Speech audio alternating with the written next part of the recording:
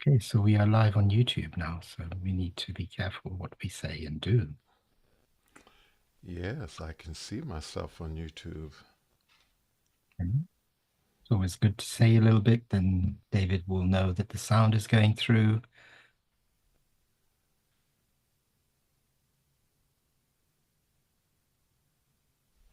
The mic is here as well, and I can see you're in a Christmas mood.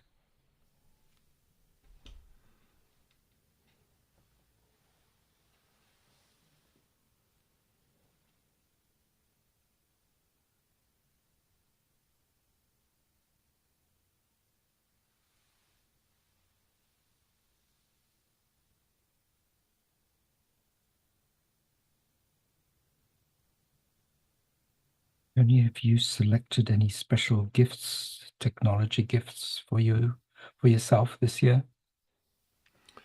Not really. I did go ahead and get the Mac Mini uh, M4 at launch. I just got well, it's really sort of it's the basic, but I added the 512 instead of the 256. Mhm. And that has become the conversation with Tony Mobley machine. That's the only thing that I'm doing on it.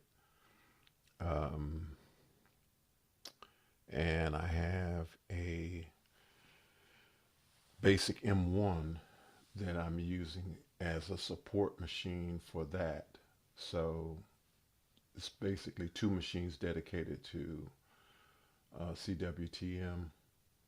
And then I have my laptop in my original M1 with 512, but it only has the 8 gigabytes of RAM.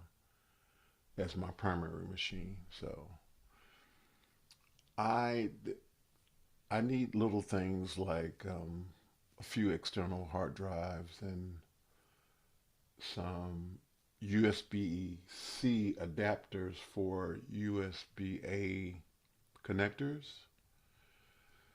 So just little things like that. At some point, I want to graduate from this iPhone that I'm using as my primary camera and hoping to possibly at some point get a Sony camera as my primary camera Okay. and maybe use this phone as another view camera. So, but I have been using a 10s Max for a very long time. Probably, I'm going to say almost 2.5 years, and I just moved to this.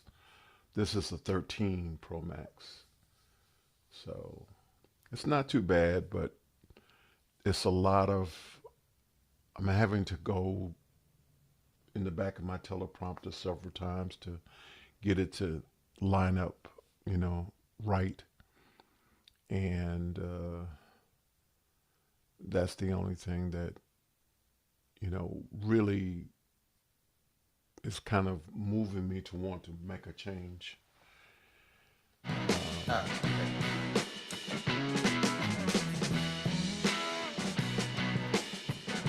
sometimes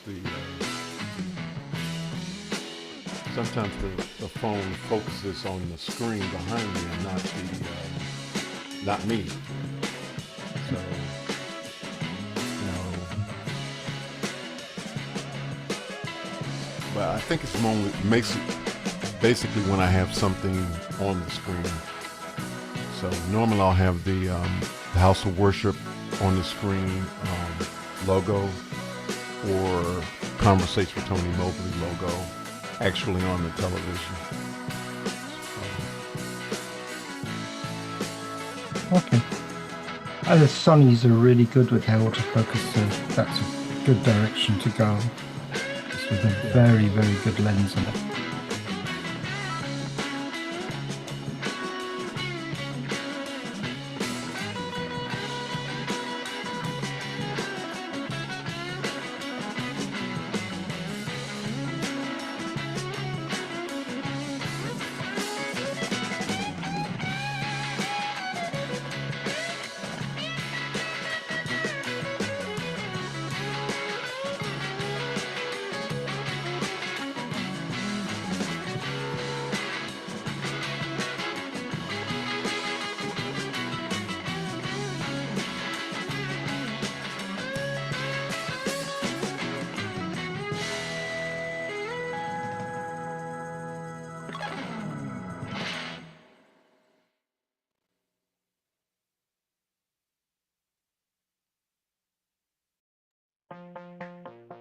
That music sure does bring back some memories.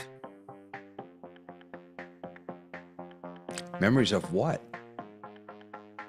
This is Of royalty-free garbage music. No, from ZDK.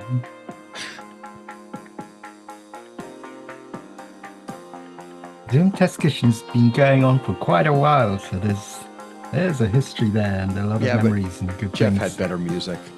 He had jazz. But he had live music that he'd recorded from his kids playing, or his son playing. Yeah. I could play my live music that I've recorded, but I'm not. She's all in Hebrew, so I'm not sure you won't appreciate it.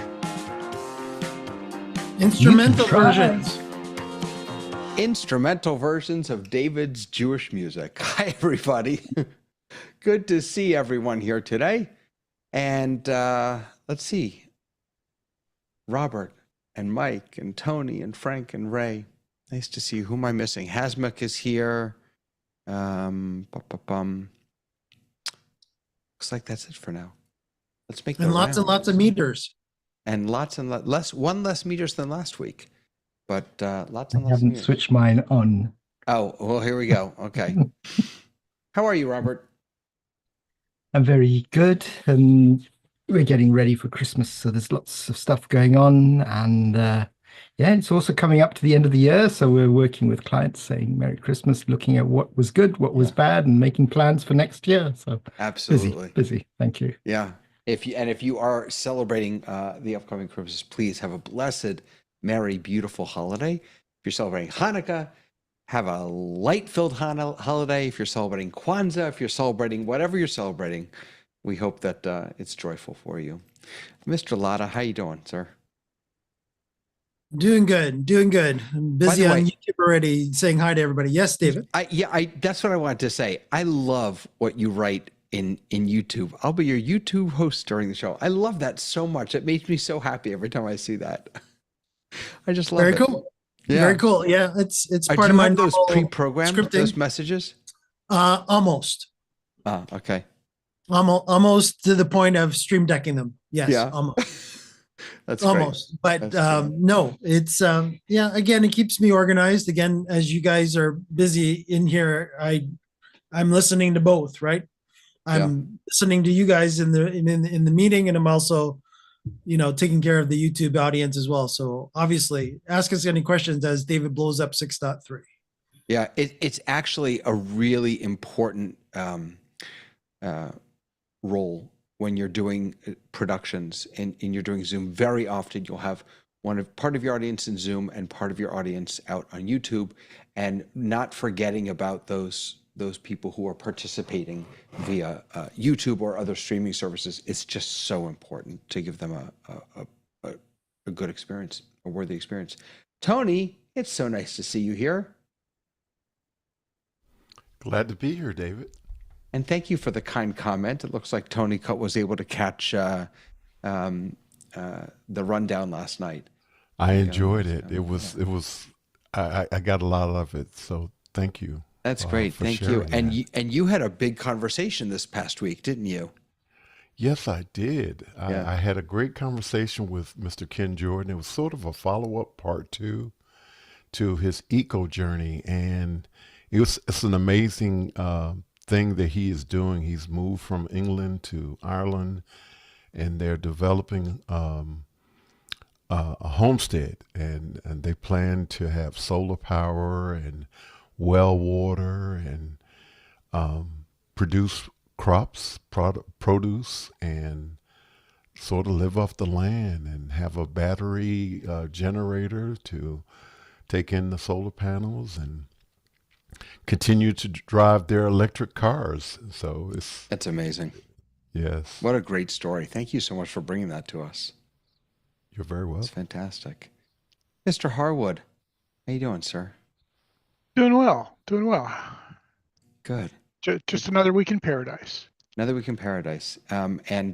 See, now you look familiar to me.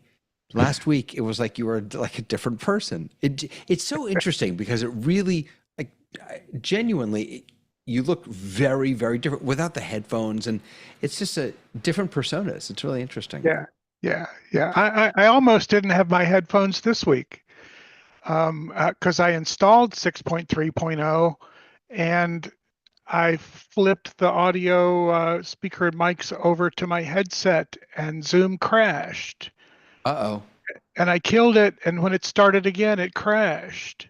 And Oh, so I no. rebooted my computer and I started again and it crashed. So I had to deinstall and reinstall Zoom, which of course makes you re-input all of your settings. Yeah.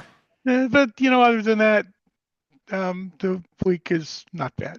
Oh my goodness. And by the way, just about an hour ago, they announced 6.3.1, 6.3.1, which is coming out on Monday. No, That's normal. That's normal. Yep. Whenever you get a .0, you get these quick flurry of Right. feedback reports, and then you go, oh, wait a minute, we do have an issue, and they'll fix those. Yep. Exactly. I still can't get over you guys chasing the latest versions, but That's all I do is chase the latest version. It's a little crazy. Hasbek, how are you, sir? I'm very well.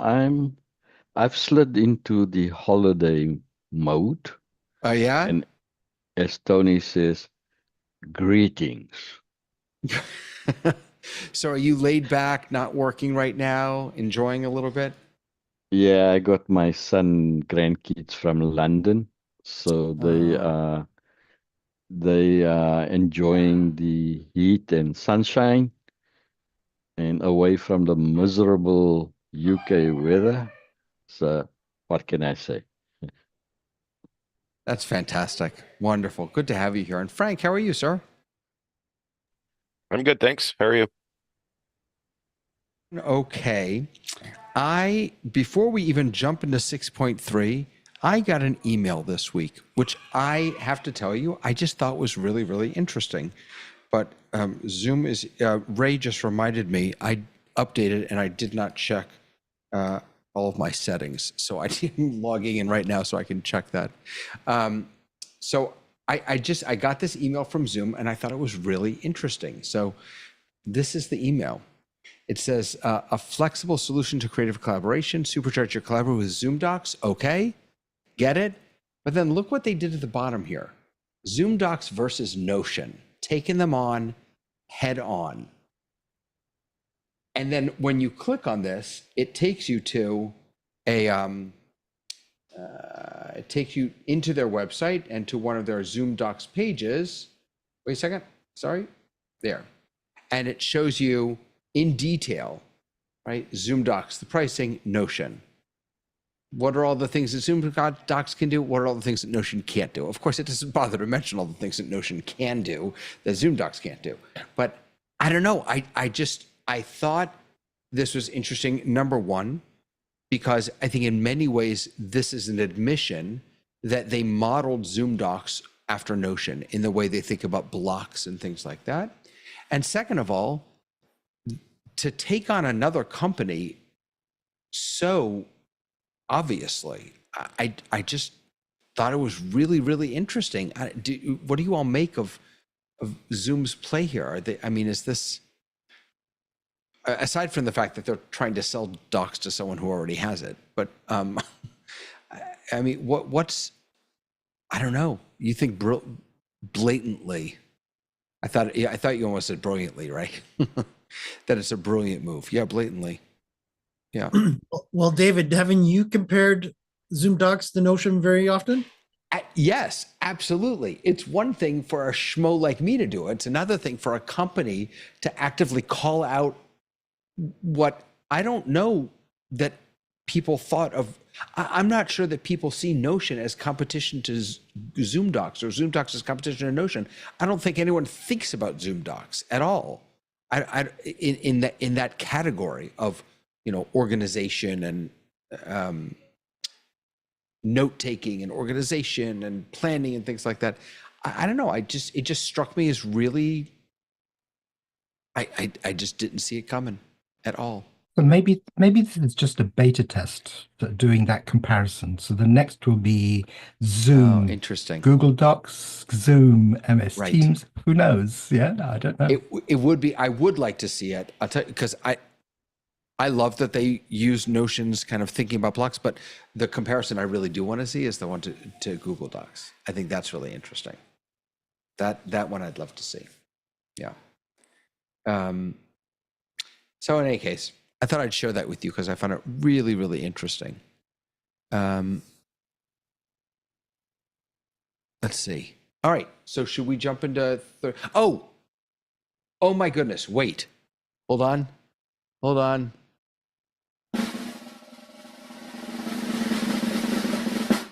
Big announcement. Next Friday on the test kitchen, we are going to have in studio the one and only Andy Carluccio. He will be sitting right over there.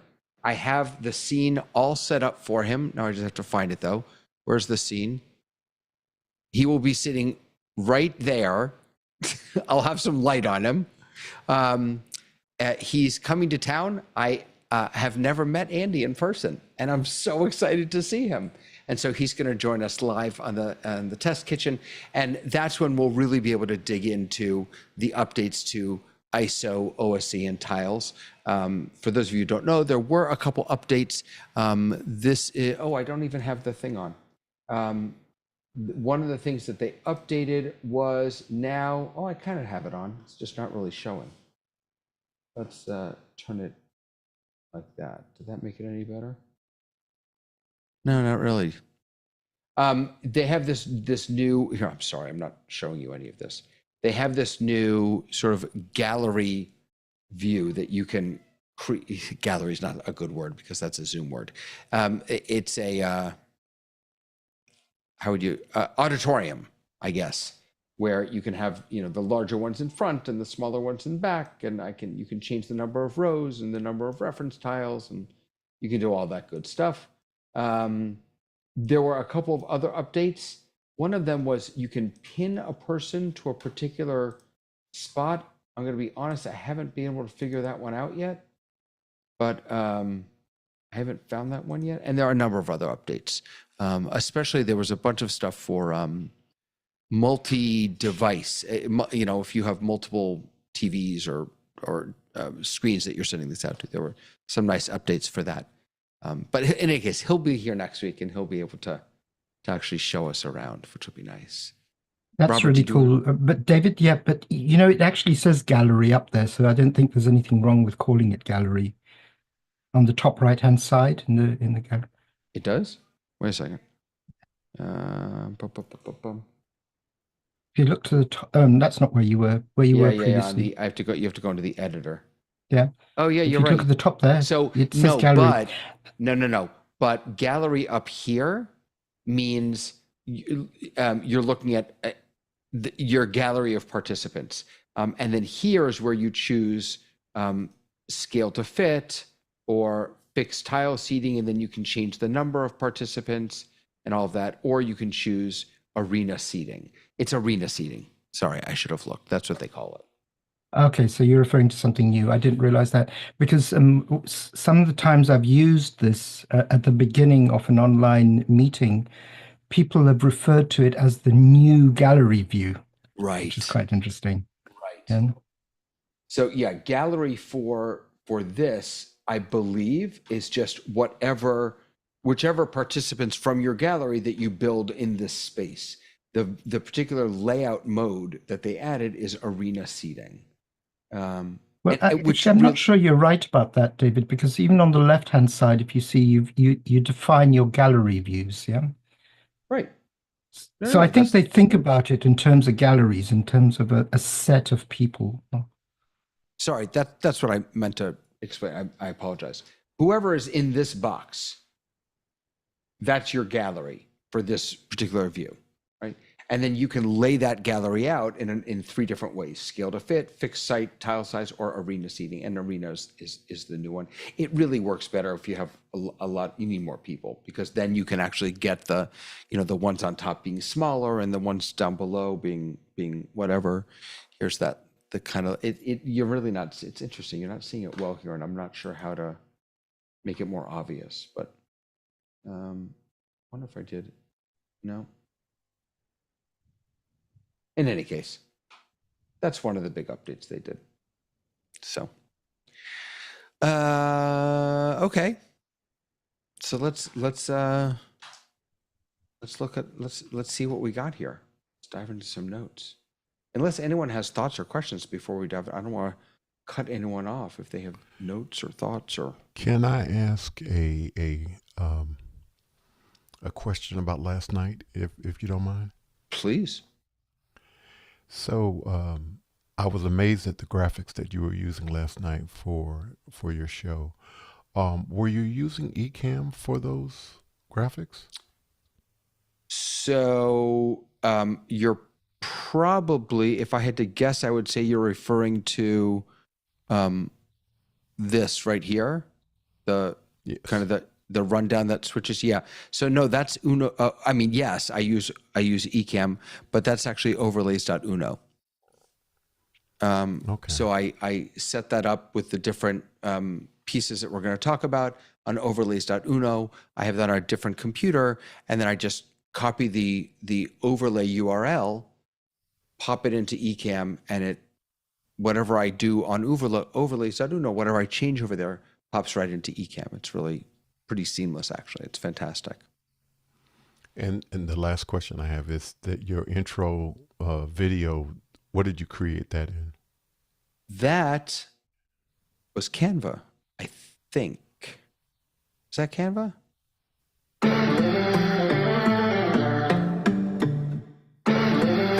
Yeah, I'm pretty sure I did that in Canva.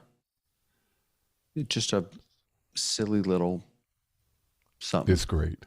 Yeah. It's great. I thank you. Yeah. Oh, incidentally, though, I will say, I don't have it yet, but I have heard that there's some significantly good changes coming to Ecamm for Zoom, the integration between those two. Things like unique speakers coming and being able to capture active speaker without adding them as a camera source. Lots of really wonderful things that apparently are on the way. I have no idea when, and I'm excited about that. And Jason and Lois just joined us. Hey, Jason, how are you? Good. When I'm not, there we go. When I'm not double muted, I'm good. When you're not double, that's right. Isn't that all of our worst problems, being double muted? Yeah.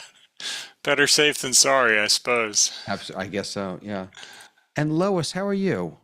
I'm doing well. I'm sorry I'm late. I had lunch. It was wonderful. Good. It's so good to see you again. I love, love, love having you on the rundown. I just enjoy it so much. Oh, thank you. Fun to do. It's fantastic. All right. So we wanted to look at the release notes, and I'm just trying to pull them. You know what? I just set ChatGPT as my default search engine, and I haven't decided if I like it yet. So that it takes me a little longer to get everything. What is it searching? Oh goodness, sorry. I apologize. Say again. What is it searching? I know Google has. No, you're right. It's just you can on Mac you can choose what your defaults. Do you want Google? Do you want Bing? Do you want DuckDuckGo? And you can now choose ChatGPT as a default search engine because they built search into it. And I changed that, and I'm not sure that I. But the question remains: what database is it searching? Because different search engines are associated with different companies. Right. I don't know. I don't know if they index using Google or if they're doing their own indexing. That's actually a really interesting question. Does anyone know? I have no idea. I guess you could figure out if you did the same search in Google and in ChatGPT and see if you found. That's me. I'm sorry. It's okay. There might be some that were only in one or only in the other, you know? Yeah. I think I can answer that. But ChatGPT, the earlier versions, the models were trained on Google's data, and then Google shut off access and made it and put a paywall there. And they continued working with Google, and they've got the the newer versions are using the paywall version, so that's why you have to pay for anything above 3.0. Oh, It's the same so database then. I just asked ChatGPT how they index, and it says their search functionality knows ChatGPT search integrates with third-party search providers to deliver real-time information. One of the primary search providers utilized is Microsoft's Bing. ChatGPT may share disassociated search queries with providers like Bing to retrieve. Yeah, they're using Bing. Maybe that's why I don't like it as much. You can change that back. Bing also access Google? No, Bing does its own indexing, I believe. It's Microsoft. There's a difference between the database that you're searching and how it's doing the search. No, I mean index. When I say indexing, that's how it indexes the web, how it builds the database. And yes, as Jason says, right, Microsoft is heavily invested in OpenAI. So, And they all have access to the entire internet. So anybody that wants to create a web crawler, which, by the way, was one of the names of the earliest web search engines. web crawler? Yes, yeah, web crawler, and what was that other one Mark Andreessen created? I can't remember now. But anyway, It'll come to me, Ray. Alta Vista. There you go. And there was Alta Vista, and there was another one, Hasta La Vista. Oh yeah, yeah. So Wait, they what are can you all talking have about? we're talking about. Hasta We're La old Vista. internet What you got on people. the internet, Don't mind David. us. But David, if you can just say a couple of things. Are you actually using the Chat GPT, and is it giving you good results on your searches? Because it's so much difference. I use an AI tool for my searches as well, instead of using Google. And it just gets away from all of this paid stuff that is being promoted at the beginning of the results of the searches. Yes, and it may be just what I'm accustomed to, but I actually like choosing the sources that I want to visit before getting the answer. And what OpenAI, so I mean, I can show you what it does. So let's come over here. So I'm going to do a new search, and I'm going to say, what did I just do? What is Zoom's latest update? So I'm just so everyone knows, I'm typing into, this is Alfred, which is a Mac app, which will now search the web, and it will default to Zoom search. So David, to me, there are two different functions that you're actually looking at. I have a question that I want an answer to. I want to know the answer to this question. Agreed. And I'm looking for a specific web page. Give me a list of web pages so that I can pick the one that I want. I agree. And I agree yes. that the AI response has some of that information in it, but I don't like sifting through that to find it. I agree 100%. Yes, that you're exactly right. Yeah, absolutely. Is that In any a case. standalone app, David, or are you using a browser and going to a website to do your searches? So here it's searching in my browser using Arc. I do have the standalone app. So if I just hit the hotkey of option C, thank you. Sorry, I didn't get back to it. That you can see down here at the bottom that brings up ChatGPT, and I can do whatever I want to it here. Or I have it somewhere. Here's the app up here. Oh. And it's important that David lets us know that he's actually using ChatGPT's 4, not 3.5, which is default for free. Well, I pay the. That's why they're giving you 4. Yes. Right. David, before you leave this page, there might be the answer to why the comparison with Notion AI. Upper right-hand corner in red. Notion AI available as an add-on, cost at $8 per user per month. What do you mean? Earlier when you were saying Zoom. Oh, yeah. Right. So one of the selling points is that Zoom Docs has Zoom Companion, AI Companion built in. Right. And you have to pay for it over here. Yeah. Absolutely. Okay. We don't need David, to. if we can just before you move, can you just stay on here for a minute? How intensively are you using Companion AI on Zoom? 0. Well, that's the conclusion that I've come to as well, that I've used it 0, and and I'm not using Zoom Docs, and I'm not using a lot of the other add-ons that Zoom has given me in their business license. And I've been looking at costs at the end of the year, and because the Zoom Pro license now has 1080p, I am going to move away from my business license and get a bunch of Well, Zoom Pro license has 1080p if you have sessions, but I've got sessions. I use sessions. Yeah. So and not the pay by attendee. You have to have the subscription. yeah, I have the subscription, so that's not an issue. Right. But I've moved that way because I've just realized, looking at all of the stuff that I've done, that I'm not using Companion AI in Zoom. I'm not using all the functionality, and everything that was announced at Zoomtopia is just not available to use. And moving across to Google with Gemini, it is available now. Yeah. So that's been a big discussion I've had in my head and with my colleagues over here, and we've made that decision and we're moving across. You know why I moved to a business account? Primarily because I wanted Q&A in my meetings. Right? You can get with the business account, you get Q&A, the Q&A feature that you have in webinars, in meetings. Ask me how many times I've used Q&A. Literally never. Literally never. Yeah. That's too And- bad. and Q&A is just- awesome.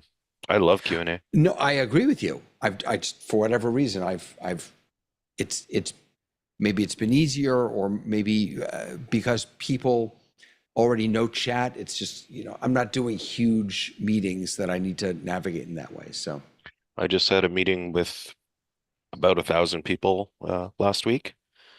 Trying to conduct anything in the chat is impossible. right. Using Q&A allows the host to decide which questions get promoted, which have been answered. It makes juggling big meetings a lot easier. I agree. Absolutely. Yeah. Was that a meeting, not a webinar? It was a meeting. Yeah, it was a meeting. Yep. Just So, coming back to that Pro license and 1080p, you made reference to subscription versus pay per attendee. And I think we took up pay per attendee to get the advantage of all the liminal apps. Am I correct? Yep. Yeah. So two of my Pro accounts switched from 720 to 1080p with the No. pay per attendee. It No. did. It did. It did. Really? Yes. Shh. Don't Don't say tell anything. anyone, because I don't think that's the way it's supposed to work. Well, I hesitated to declare this, but in the realm of, facts, that's what I have. Husband, do you also have a webinar license? Nope. I just have a stock standard Pro license. And in fact, I created a new account about 2 months ago. And I also took out a pay per attendee option for it, so I could use ZoomISO on both accounts. And yeah, I got 1080p. Here's what he's talking about. So on the Zoom events and sessions page, there is, you can see her under, there we go. Monthly subscription is $99 a month. If you click here and you just change it to pay per attendee, and you go down to the lowest number, you get, for $100, you get, not hypothetically, you could have a session with 50 people. You could have, or multiple sessions with 10 people if you wanted, Yeah. or 50 sessions with one person.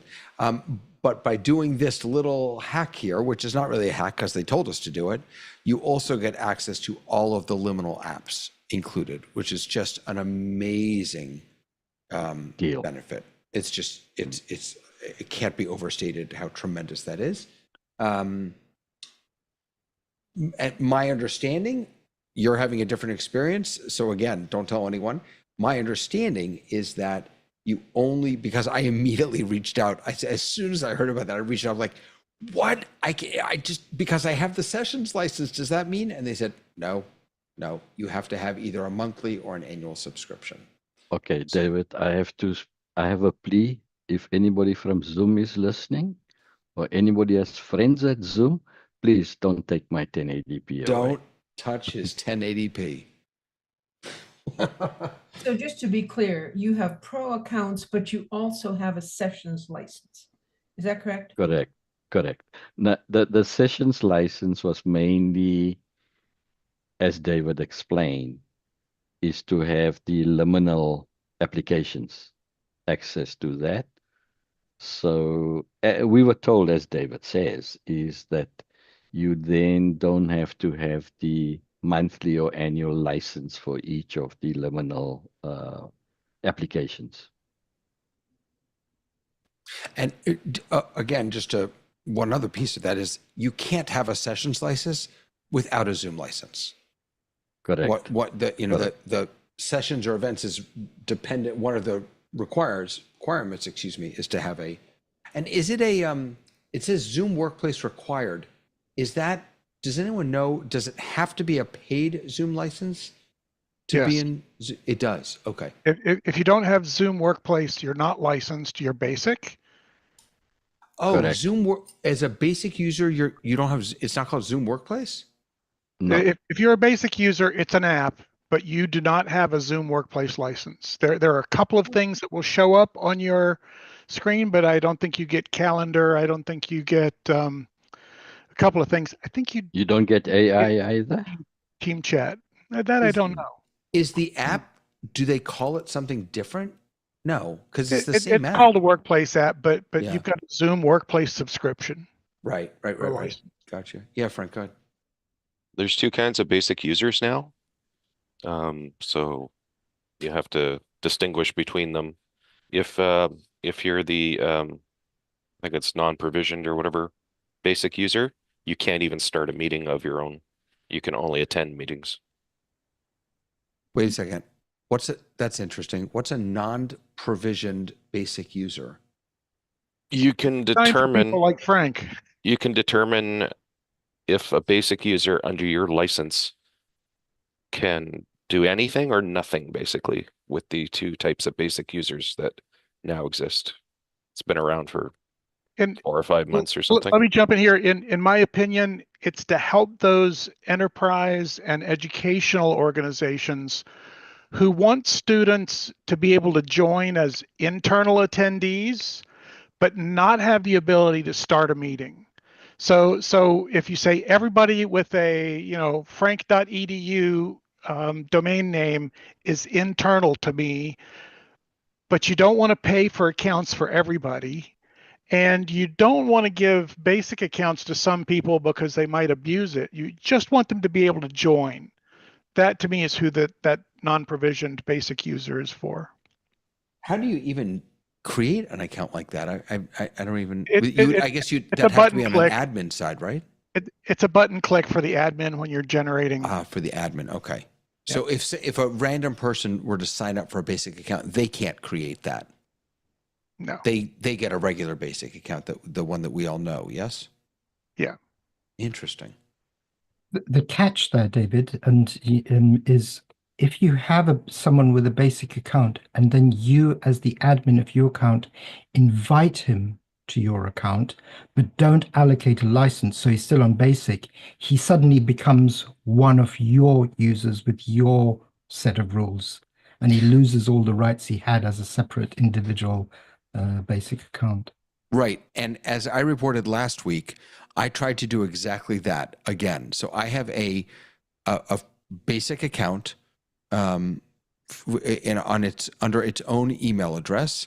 And I have tried to, I'm looking to see if I can do it right now. So under users, so I'm in my account and thank you. Sorry, you got to the button before I did. I want to add a user. I put that email in. And then my options are Zoom Workplace Business. Now, I don't have any business licenses available because I'm using them all. So I just choose unassigned. I just want a basic Zoom basic meeting basics. And then I do this, and then it says I've been added, but trust me when I tell you it's not going to work. It'll be in pending till you accept it. Yeah, except I can't accept it because it still thinks that I have a Zoom Rooms device, which I don't have. I did take out the portal, my Facebook portal, which is the only thing that I've ever had that could be considered a Zoom room. And I plugged it in and I started it up and I had to install Zoom on it again. And it's nothing. Open a support ticket. Yeah. So in any case, David, they'll probably have to go in the back end to take that out. right. Yep. But that's the process, I guess, of moving a free account over to an org. There's a bunch of things that'll stop you from joining somebody else's account. Things like large meeting add-ons and other things. They have to be removed from the original account before you can be invited to the new From place. the free account. Well, I'm just saying. Sorry. Generally speaking, the external account. External account, yes. Okay, wait. Say that again. So let's say I wanted to invite you to my account. Okay. And let's say you had add-ons, like let's say you had the large meeting add-on, for example. I wouldn't be able to get you to accept until you got rid of the large meeting add-on. So there are things that will stop you from being able to be invited to my account until they're dealt with. And I think Zoom Rooms is one of them. Right. And I'm fully convinced that this is a bug. No one else at Zoom agrees with me, but for years, this has been an issue that it's not easier to, and I have no add-on. It's a free account. I have no add-ons. I've never given them any money on that account. Hasmik, I'm sorry, you've been waiting.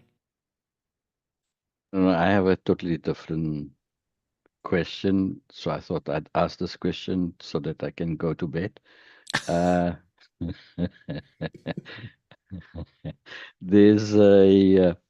I attended a kind of a free masterclass last week, and I think I've done it the second time. And this was a masterclass to teach people how to conduct presentations instead of meetings with Zoom. Felipe? Was it Felipe?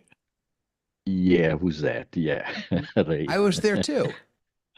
Were you there too? Yeah. Yeah, so there's a heavy integration of OBS in the workflow. So most of the tools and add-ons that were constructed were all in OBS. That got me thinking a little bit. And so the big first question is, within this community, who has invested significantly in OBS? And the flip side of the question is, again, we use Mimo Live or Ecamm or H2R graphics, and Philip doesn't need any of those. He's just purely OBS. So I was just intrigued by that experience. But he also built, didn't he? Trying to look it up for you. Like, didn't he build a whole ecosystem around OBS to make it happen? Like, didn't he build his own tools? Well, it's still in OBS. So Move, which is one he uses a lot. Move is available. I've got it. Wait, he uses downstream what? key. What's Move. Move? Move is what moves something on and off screen smoothly. Animation. Right? Animation.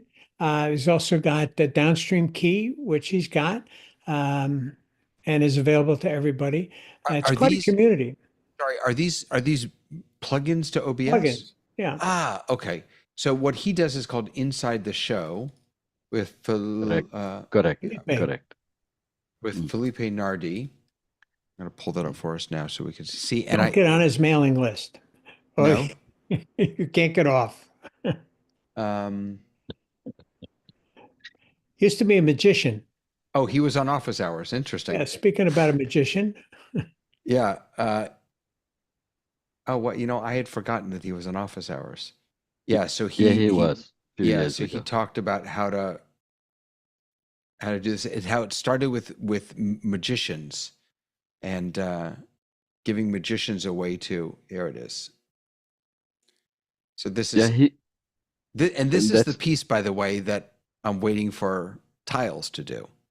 Exactly. Right? This is what I want Tiles, and I got really excited when I saw they had the arena view, but it didn't quite do it for me. Yeah. So. I don't know if Ray agrees with me, but I think that's also done in OBS. Yes. Oh, it is. Oh, yeah. Oh, wait. If what is done in OBS? What Felipe Nardi? That setup that he has with instead of a straight vanilla gallery. Oh yeah, this is all OBS right here. Yeah. Absolutely. Yeah. And it's free, David. Yeah. It's free, and it's also not terribly reliable on Mac, I've heard. And I'm on Mac. You have to dial it in right. Yeah. Yeah. It's a little more challenging, but it's stable. And I've gotten rid of all the others. I've tried them all. I think of OBS as sort of the WordPress of these tools. WordPress kind of being the open source, the huge behemoth, that has all these millions of plugins that are possible. Most of your gamers, they use OBS. Yep. And they're very demanding. I mean, they have high production value. Yep, absolutely. And I've had a couple of people who, are kind of getting into the Zoom events production business who are not highly technical, but they know a lot about Zoom. And they're not really interested in using or learning vMix or Ecamm, and they're using OBS to do their screen switches and that sort of stuff, and they're very happy with it. So, great. For free and for low tech, basically, it works really well. But also for some high tech stuff. I mean, good. Well, yeah. Look, I'm not knocking OBS at all, and especially what Felipe has built. I mean, that's just stunning what he's able to do there. Go ahead, Robert. Sorry. Yeah, I use OBS, and when I'm running something on someone else's license, OBS is a really good solution as a media player. I use it as a media player, set up all of my media, put it in there, and I can get someone in the organization to run that. So that's really good. When it comes to being stable, one thing you've got to remember is because you're using plugins, every time you update the OS, your plugins get knocked on the head. So the idea of stability is actually associated with keeping a stable OS based on the plugins that you have. I use OBS on Macs and on Windows. I do a lot more on Windows because I think I've just pushed my old Windows machines to do this stuff with OBS. I'm using Mac for more complicated stuff. But it's stable. I wouldn't say it's not stable. Stable probably wasn't the right word. Yeah, I apologize. Tony, go ahead. Yeah, I just wanted to mention, and I think we've had conversations in the past about it before, but Michael Forrest's QCam presenter is also an amazing presentation software. It's one of the ones that I've jumped on since I've recovered, and it has some amazing qualities to it. I guess I have sort of a leaning toward it because I'm using one component of it as my primary camera, and I have been using it for years. I'm using the Shoot app, which is a part of the component of QCam, and my primary camera is a 13 Pro Max. I'm using it with is just behind my teleprompter. And I originally started using the Shoot app with the 10S Max, and I am very happy with it using the Shoot app as a webcam. What the QCam presenter has done, it is pulling all the different pieces that Michael has developed into one seamless kind of presentation software. You can bring in a lot of different cameras. You can bring in slides. You can bring in windows. You can bring in a variety of different things. It is very, very interesting. And both the John Idlesons and John, I can't think of John's last name. The other Deering. John. Deering are both using QCam and QCam Presenter in a very variety of different ways, and they've actually done a presentation. If you have an opportunity to watch it on YouTube using QCam, and they even put Tony Mobley in there for a few seconds in their presentation. So it was very interesting, but it is something that I think, and he's a part of the community. So if you have an opportunity, I would say check it out. He does sessions every 2 weeks on in Zoom after hours and broadcast to YouTube. Yeah, And video pencil, Tony. Video pencil as well. right. Yes. Video pencil, Yeah, shoot, video QCam. pencil. Yeah, Yes. he's built some amazing stuff. And let's also, while we're at it, while we're mentioning all these tools, let's also mention Mimo Live, who Oliver is also a member of our community. And the technology behind all of these with regard to Zoom is that they create a virtual camera and a virtual mic, and then in Zoom you just for some of these tools you choose that virtual camera, virtual mic. Other tools they just do it for you. And then whatever you produce in QCam or eCam or Mimo or vMix just comes right into Zoom. The downside of that, I actually had this experience, and we have to remember that, like for example, this screen that I have up right now. Now, in this meeting, maybe you all, if I spotlight myself, maybe you all could actually see it clearly. I don't know if it's a little blurry for you, but in most meetings where people are joining with a phone or an iPad or something, it's always going to be better to screen share. It's just the quality is always, if you're doing something that's text heavy. I never do it because I can't stand screen sharing, but the quality is never going to be as good, I think. Yeah, Robert, please. I think one of the things that I really like about OBS is when you're doing production, and we do production multi-location in different countries, because OBS is so popular amongst the gamers, you can always find someone who has and is set up with OBS, uses it, and knows exactly what you're talking about. And you can copy the scripts that you're using, send it across them, they upload it, and they have those scenes ready to go. And so when it comes to scaling and production, OBS is just brilliant.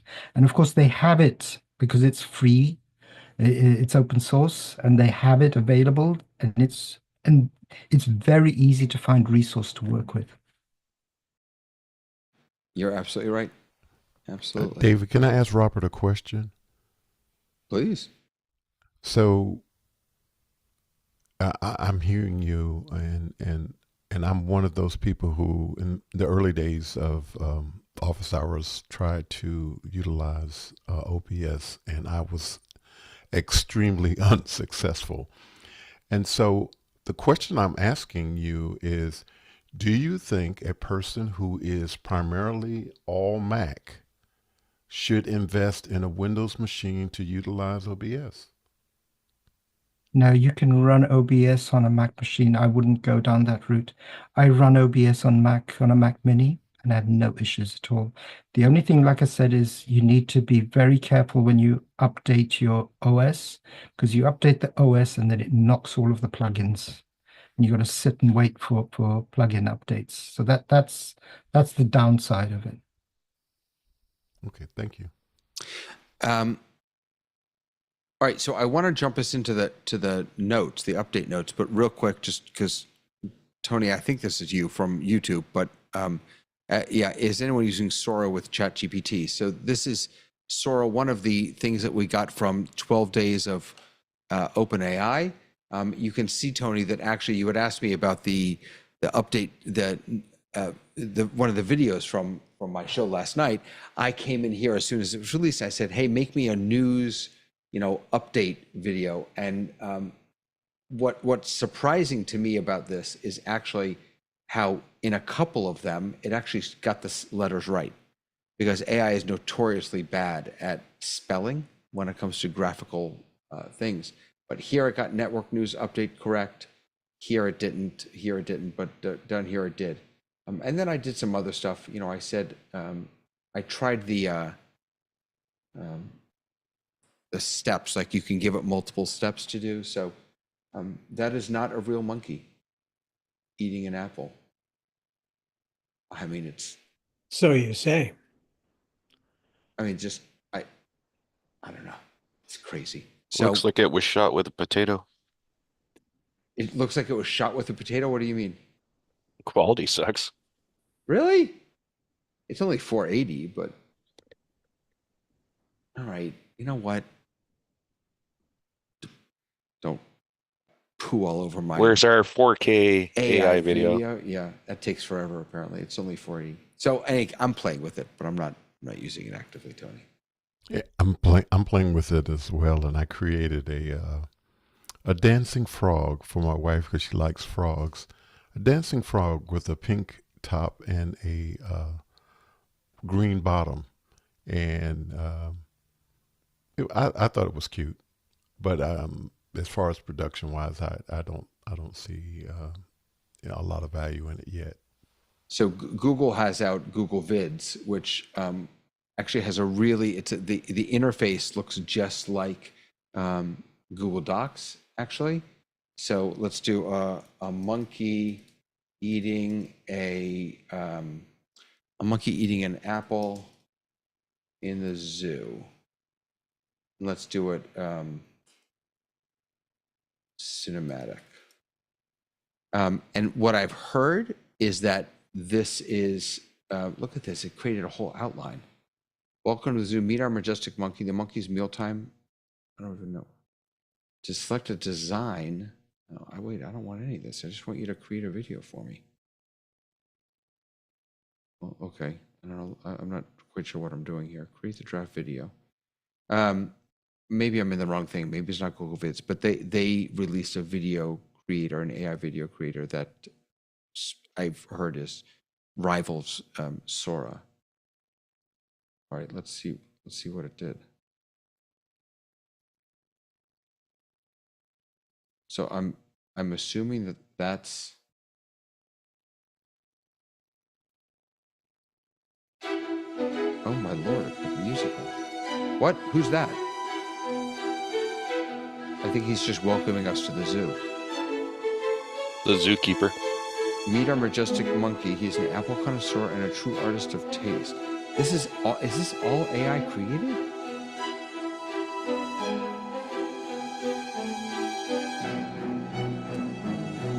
This is not at all what I asked for, but I'm fascinated by what is actually happening. Is all of this AI created? But it's AI composed. I wouldn't say that it invented a monkey out of, thin air. But that's not an actual monkey. Some of the assets, David, are real video. They just put it in. Well, wait, that's my question. Do you think these are real videos they found, or is this AI stuff? I bet it's a mix. Really? Layers, composites. So here's what's interesting. So the audio is from Shutterstock. It tells you right there. And maybe this is actually. Those are the different layers that it's using. I'm just wondering if I can learn more about it. I didn't mean to go down this rabbit hole. I'm sorry. Wow. Okay. I don't think this is the tool I was thinking of, Tony. So There is another tool that is supposed to be really amazing from Google about creating videos. All right, Zoom, focus, David, focus. It's time for Zoom. Okay, well, I found the first thing that is updated. The first thing that's updated is now if you go into your workplace app and you move things around, like you move team chat out over here, and then you move notes over here, because your menu bar is you can change it all up. You now have, under more, reset to default, and it puts everything back. We had that in the meeting, but we didn't have it in the Zoom app. So now we have that, and that's just fantastic. All right, let's see what else we got here. Was there anything, instead of just running through, is there anything that kind of people have seen or that has jumped out to people about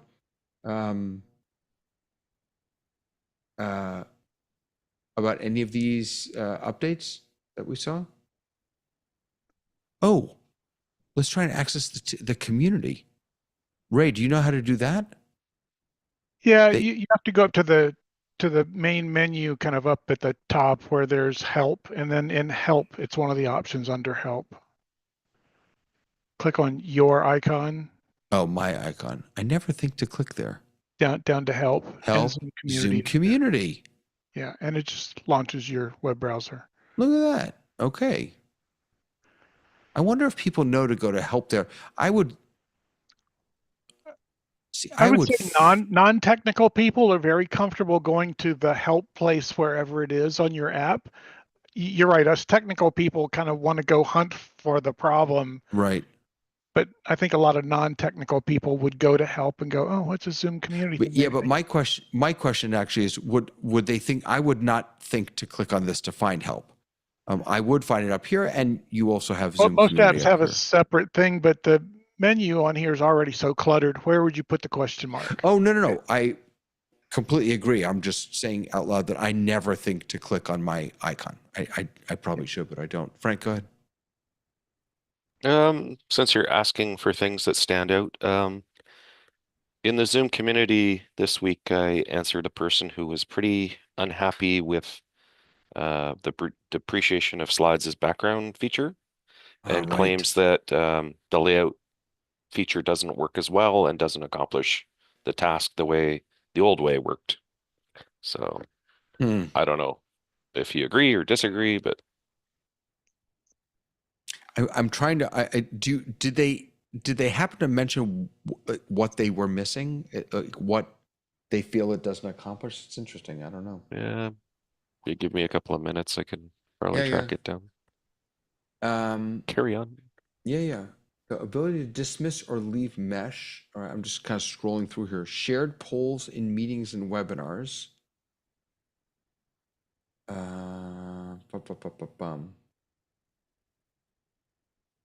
Seamless transfer to Zoom rooms. Oh, wait. When I joined this meeting, I actually noticed something. I don't know if any of you noticed it. Let me pull it up for us. Hold on a moment. All right, so when I joined the meeting, no, that's not it. I got this little pop-up here that says, meeting info is here. View your join info, agenda description, or attachments anytime in the meeting. So that just kind of popped up when I joined. And then when you click on the more button, you get meeting info right there.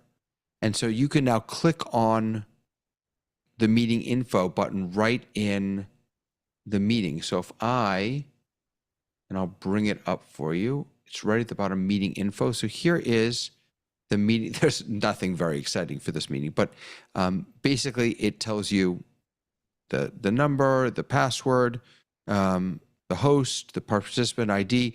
If I had things like an agenda or notes, actually, I wonder if we start notes in this meeting, I wonder if there'll be share notes option, all participants. All right, so I'm going to start a note and see if it attaches to that Where did notes go?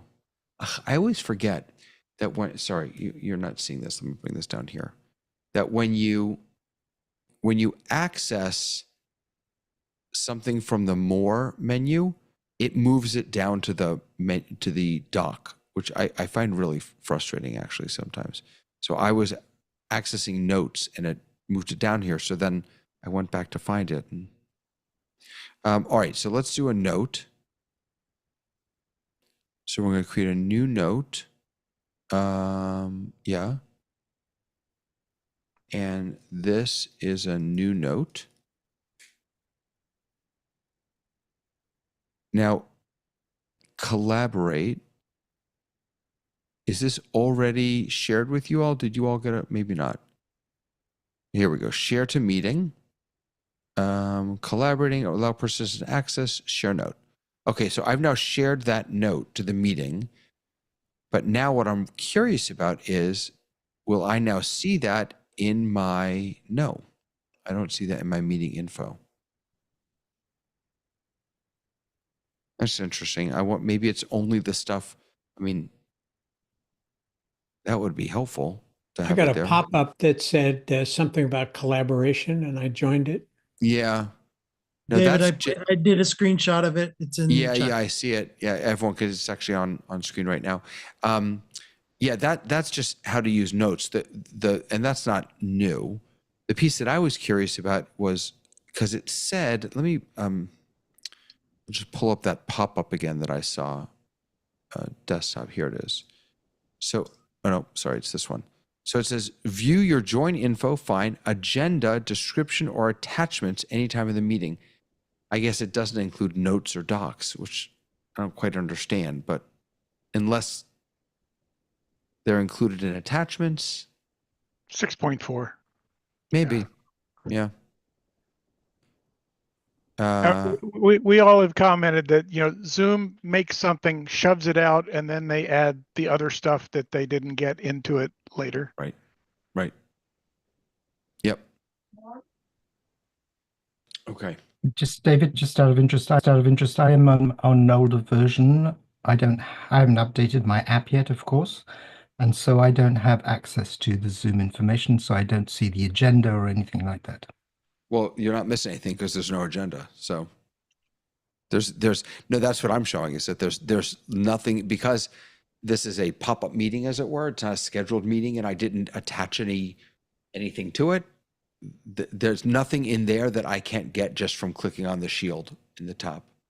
But if you have a scheduled meeting with an agenda, I can imagine that being a good place to house all that information. I would love to see it have everything associated, maybe polls, notes, docs. I don't know. That would be nice. Frank, go ahead. But sorry, Frank, before you go ahead. But my point is that I'm on an older version of the app, so I don't have access to that info at all. Zero. I don't even have an icon to allow me to. No, understood. Right. Yeah. They are doing a lot more of that, David, in the actual calendar area, where you can click on the calendar and there's some more integration there.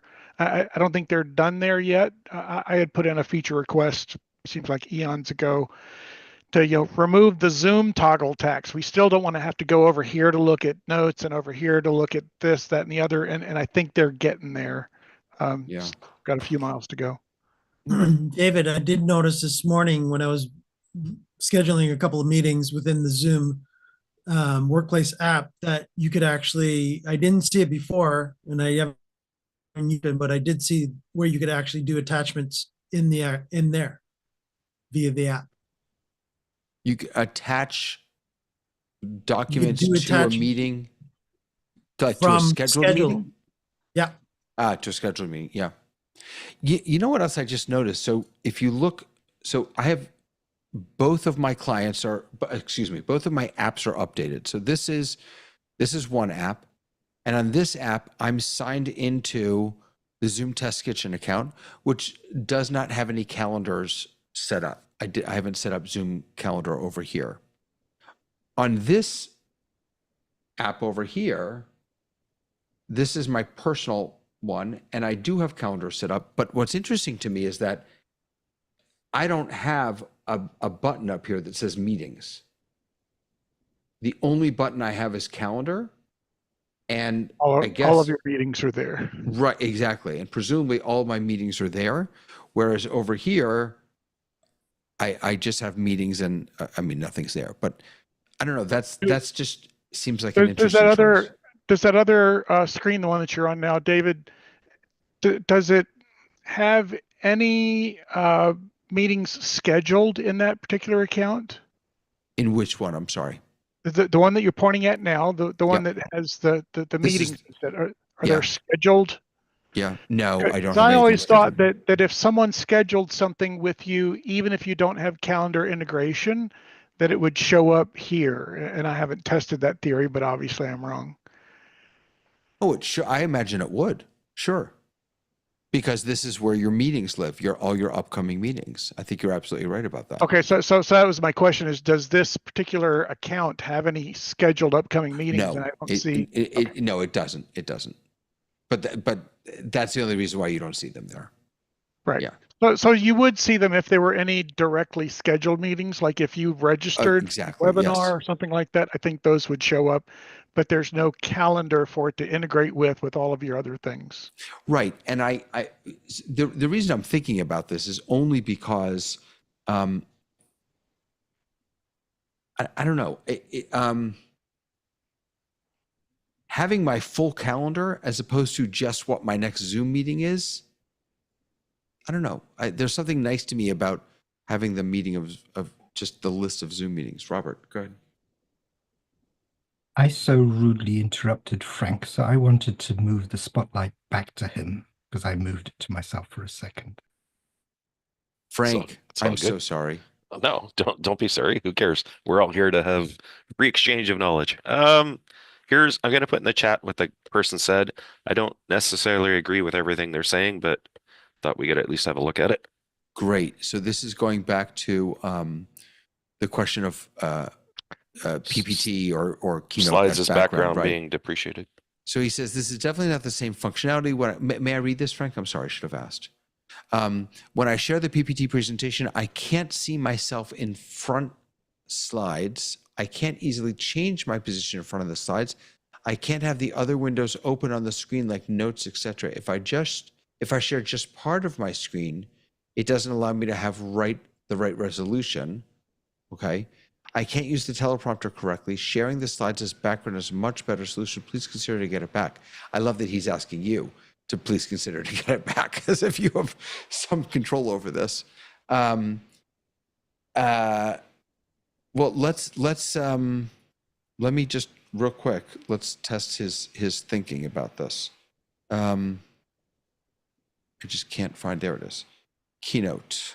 So I'm going to quickly open a Keynote and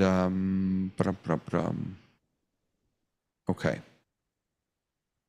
Now, if I remember correctly, this didn't actually work for me last time because I was not playing full screen. So I'm not sure. Someone else may have to try this. But so now I'm going to go over to share, and I'm going to and then I get this guy here, my share thing, and I'm going to choose to put me in front. Yeah, this really isn't going to work very well because I'm sharing my screen. But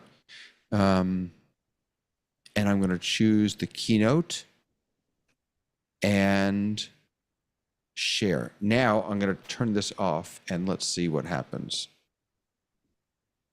I'm not. Oh yeah, there I am. So I thought you could drag yourself around the screen. Yeah, I did too. With your mouse. That's exactly what I thought. And I thought you could scale yourself as well. You can do that in clips. I don't see how to do that. That's exactly what I'm looking for. So what I'm seeing is I've got the share bar up at the top. I've got my presentation, which is now has a green border to show me that that's what it's sharing. And because I'm logged in on a different computer, I can see what it looks like to you guys, but I don't see myself, and I don't see how to, like he said, make myself smaller, move myself around. That's interesting. That's not what I thought. I thought you could do that. Let me stop share, and I'm going to try this one more time. because that is actually quite interesting.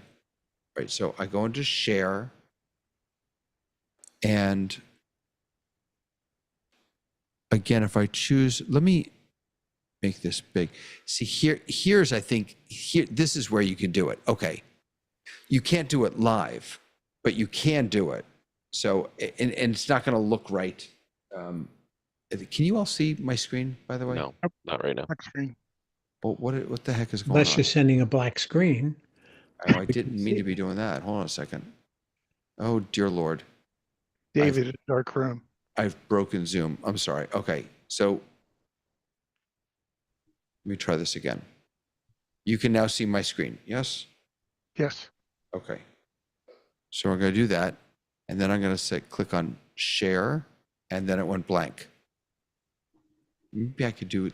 Could I do it that way? No. See, I'm blank now, aren't I?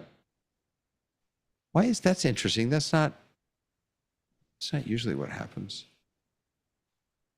Oh well, in any case, when I click on share and I hold on, now I'm frustrated because now I really want to show this to you. Oh, I know why.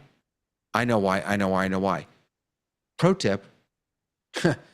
If you're using something like an eCam or something like that, and you choose, now I can actually show you, and you choose one of these other, one of the new options for overlaying you on top of, it will, your video window also gets that treatment, right? So right now, my video window, what I'm sending in as video is just my regular video. But as soon as I choose one of these other options where Zoom is now going to cut me out and put me on top, it's going to take over. Not only, it's not going to just do this as a screen share, it does it also to my video.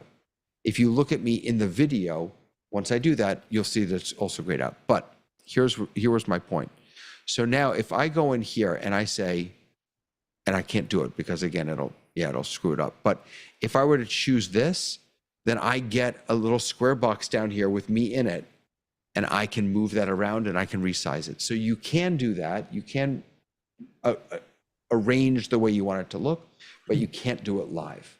You have to do it before, and then it's stuck that way. And when you're FYI, recording David, clips. I'm sorry? go ahead, Ray. Oh, when you're recording with clips, you can move around live and that sort of thing. And Right. and I wonder why they don't import that functionality if they've already got it built, over into this area. Why can't you move it here? Right. Yep, I agree. And the quick comment that I wanted to make is that don't use that if you're broadcasting to YouTube, because we didn't see any of it at all. You just basically, it turned into a normal share and put you up at the top right. Right. No, understood. That's what share is supposed to do. Right. Understood. Just letting you know that the experience within that we saw for my YouTube audience, we didn't, the people in the Zoom room saw a totally different version than what we saw on YouTube. Which by the way goes back to at the very top, sort of thinking about the experience of both your Zoom audience and your YouTube or Facebook or whatever audience, that you're right, that they have, they can have very different experiences. So Ray is telling.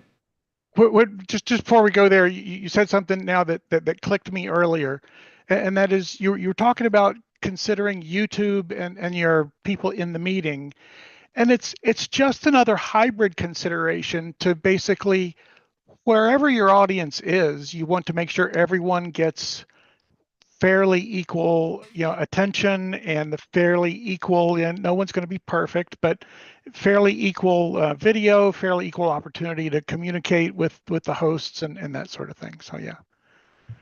So for just to wrap that up, so if you wanted to do that functionality, I was able to see that functionality in my second window. So you would have to literally screen scrape that currently to get the functionality of David with this slide behind.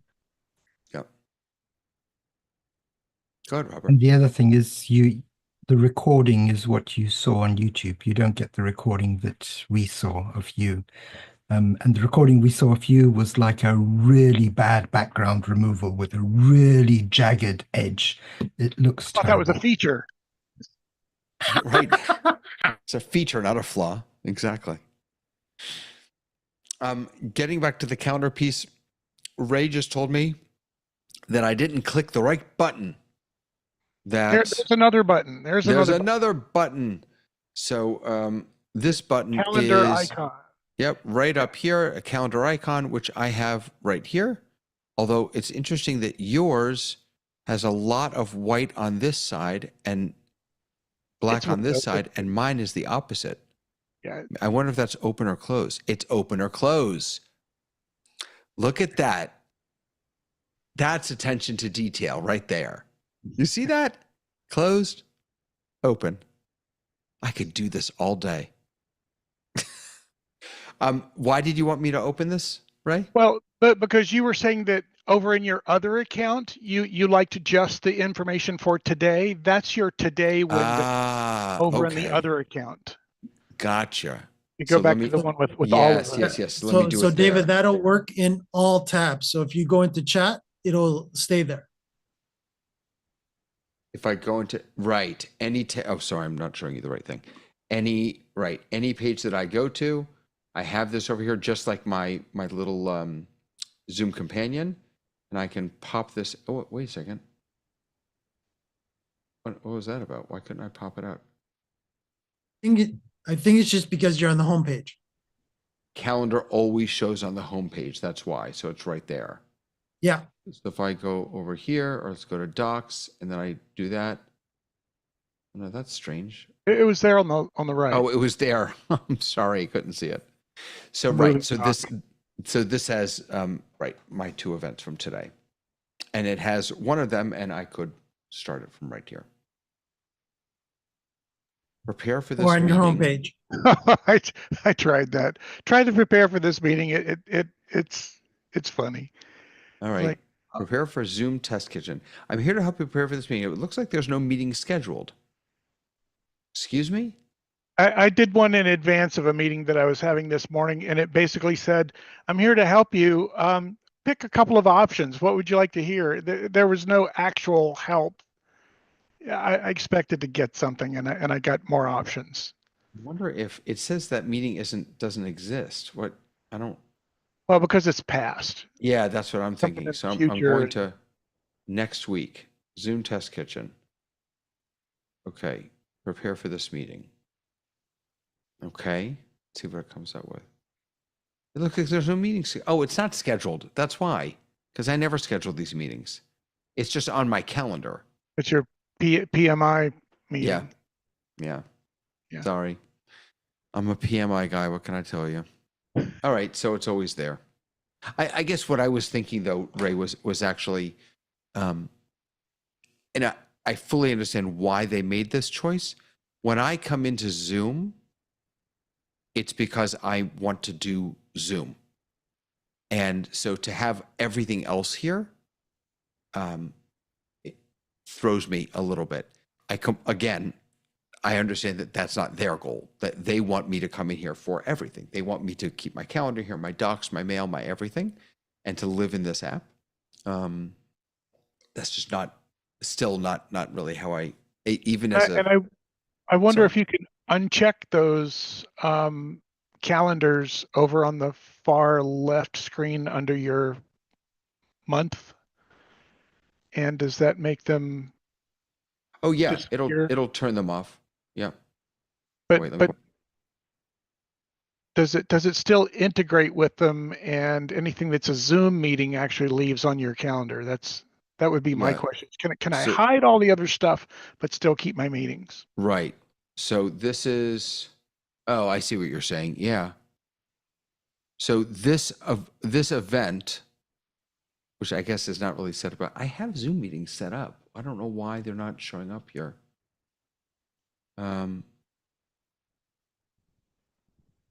That would be an utter failure, wouldn't it? It's got everything but your Zoom meetings. I mean, I'm not sure what exactly, maybe I don't, because, this is a Zoom meeting. So Tuesday the 24th, and it's a scheduled Zoom meeting. Where is it? This is also a scheduled Zoom meeting. See, you can see it right there. All right, so, and it's on my, okay, so here's the test. So it's on this calendar right over here. So I'm going to turn that off, and they stay there. They do stay there. Let me turn everything off, but everything stays over here. Well, over there, but not on your monthly calendar. Right? Yeah, not that that piece. why would they stay over here? That's a little odd. Who knows? I think that turns it more into an event list, David. I know, but if I turn the calendars off, I'm not sure why those things would still be on my event list. In any case, so this is a Zoom scheduled meeting. So let's try prepare for this meeting, because this is actually scheduled. I know. And okay, so now it's, here we go.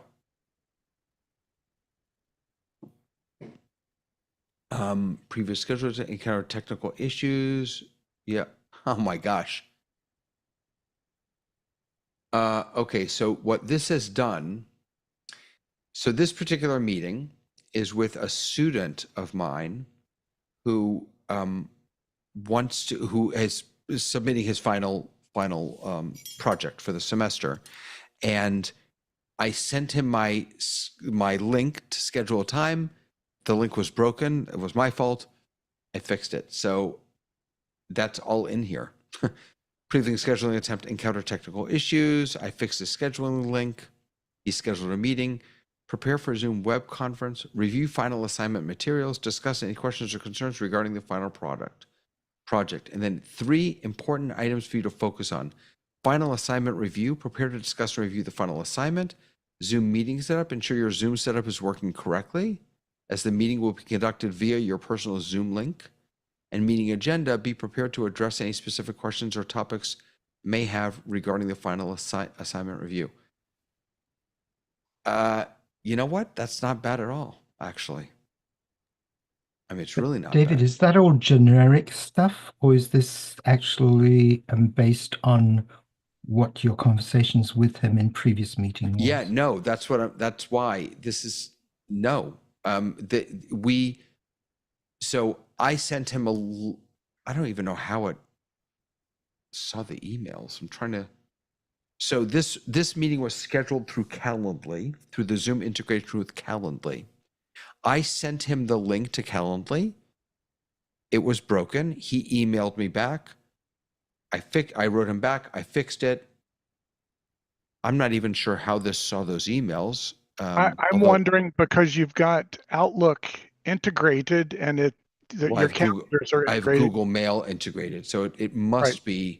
Would have from gone back here. to some of the earlier emails and harvested from there. Right. So it looked for, I guess, his name or something like that. Email address. Yeah, email address. Sorry.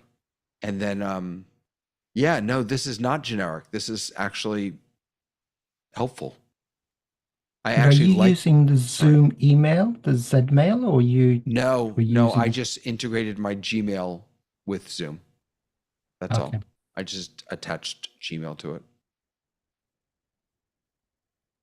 Huh.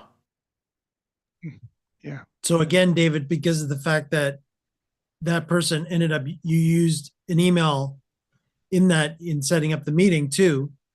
Obviously, it then knew to dig in your Gmail to see if there was anything related to that email. It did a quick little look through the email going, oh, there was problems? Oh, okay. I'll remind David that there was problems, and here we go. You know, I have a terrible memory. And so, you know, this is real. This could be, I can imagine this being very helpful, because I can imagine wanting to say to him, I'm so sorry that we had trouble. You know, like we jump on the call. First thing, just want to apologize again for the trouble. But I wouldn't remember. I have dozens of meetings that people schedule Calendly. I wouldn't remember, but it's right here. Well, that's the issue, Where's really, David, with information overflow is that we have so many things to remember that something like this to give us those real quick, Yeah. here's what I collected that might be important to you, and then go from there. Yeah. I kind of want this to happen automatically, and then to put this data, this information in my calendar, in my schedule, right? And put it in the calendar for me. That's what I want. Robert, go ahead. David, I think your challenge is to figure out where the string on your finger is that's going to remind you to read that before you start the meeting. Right. No, that's exactly. Yeah. That, or not even read it, generate it.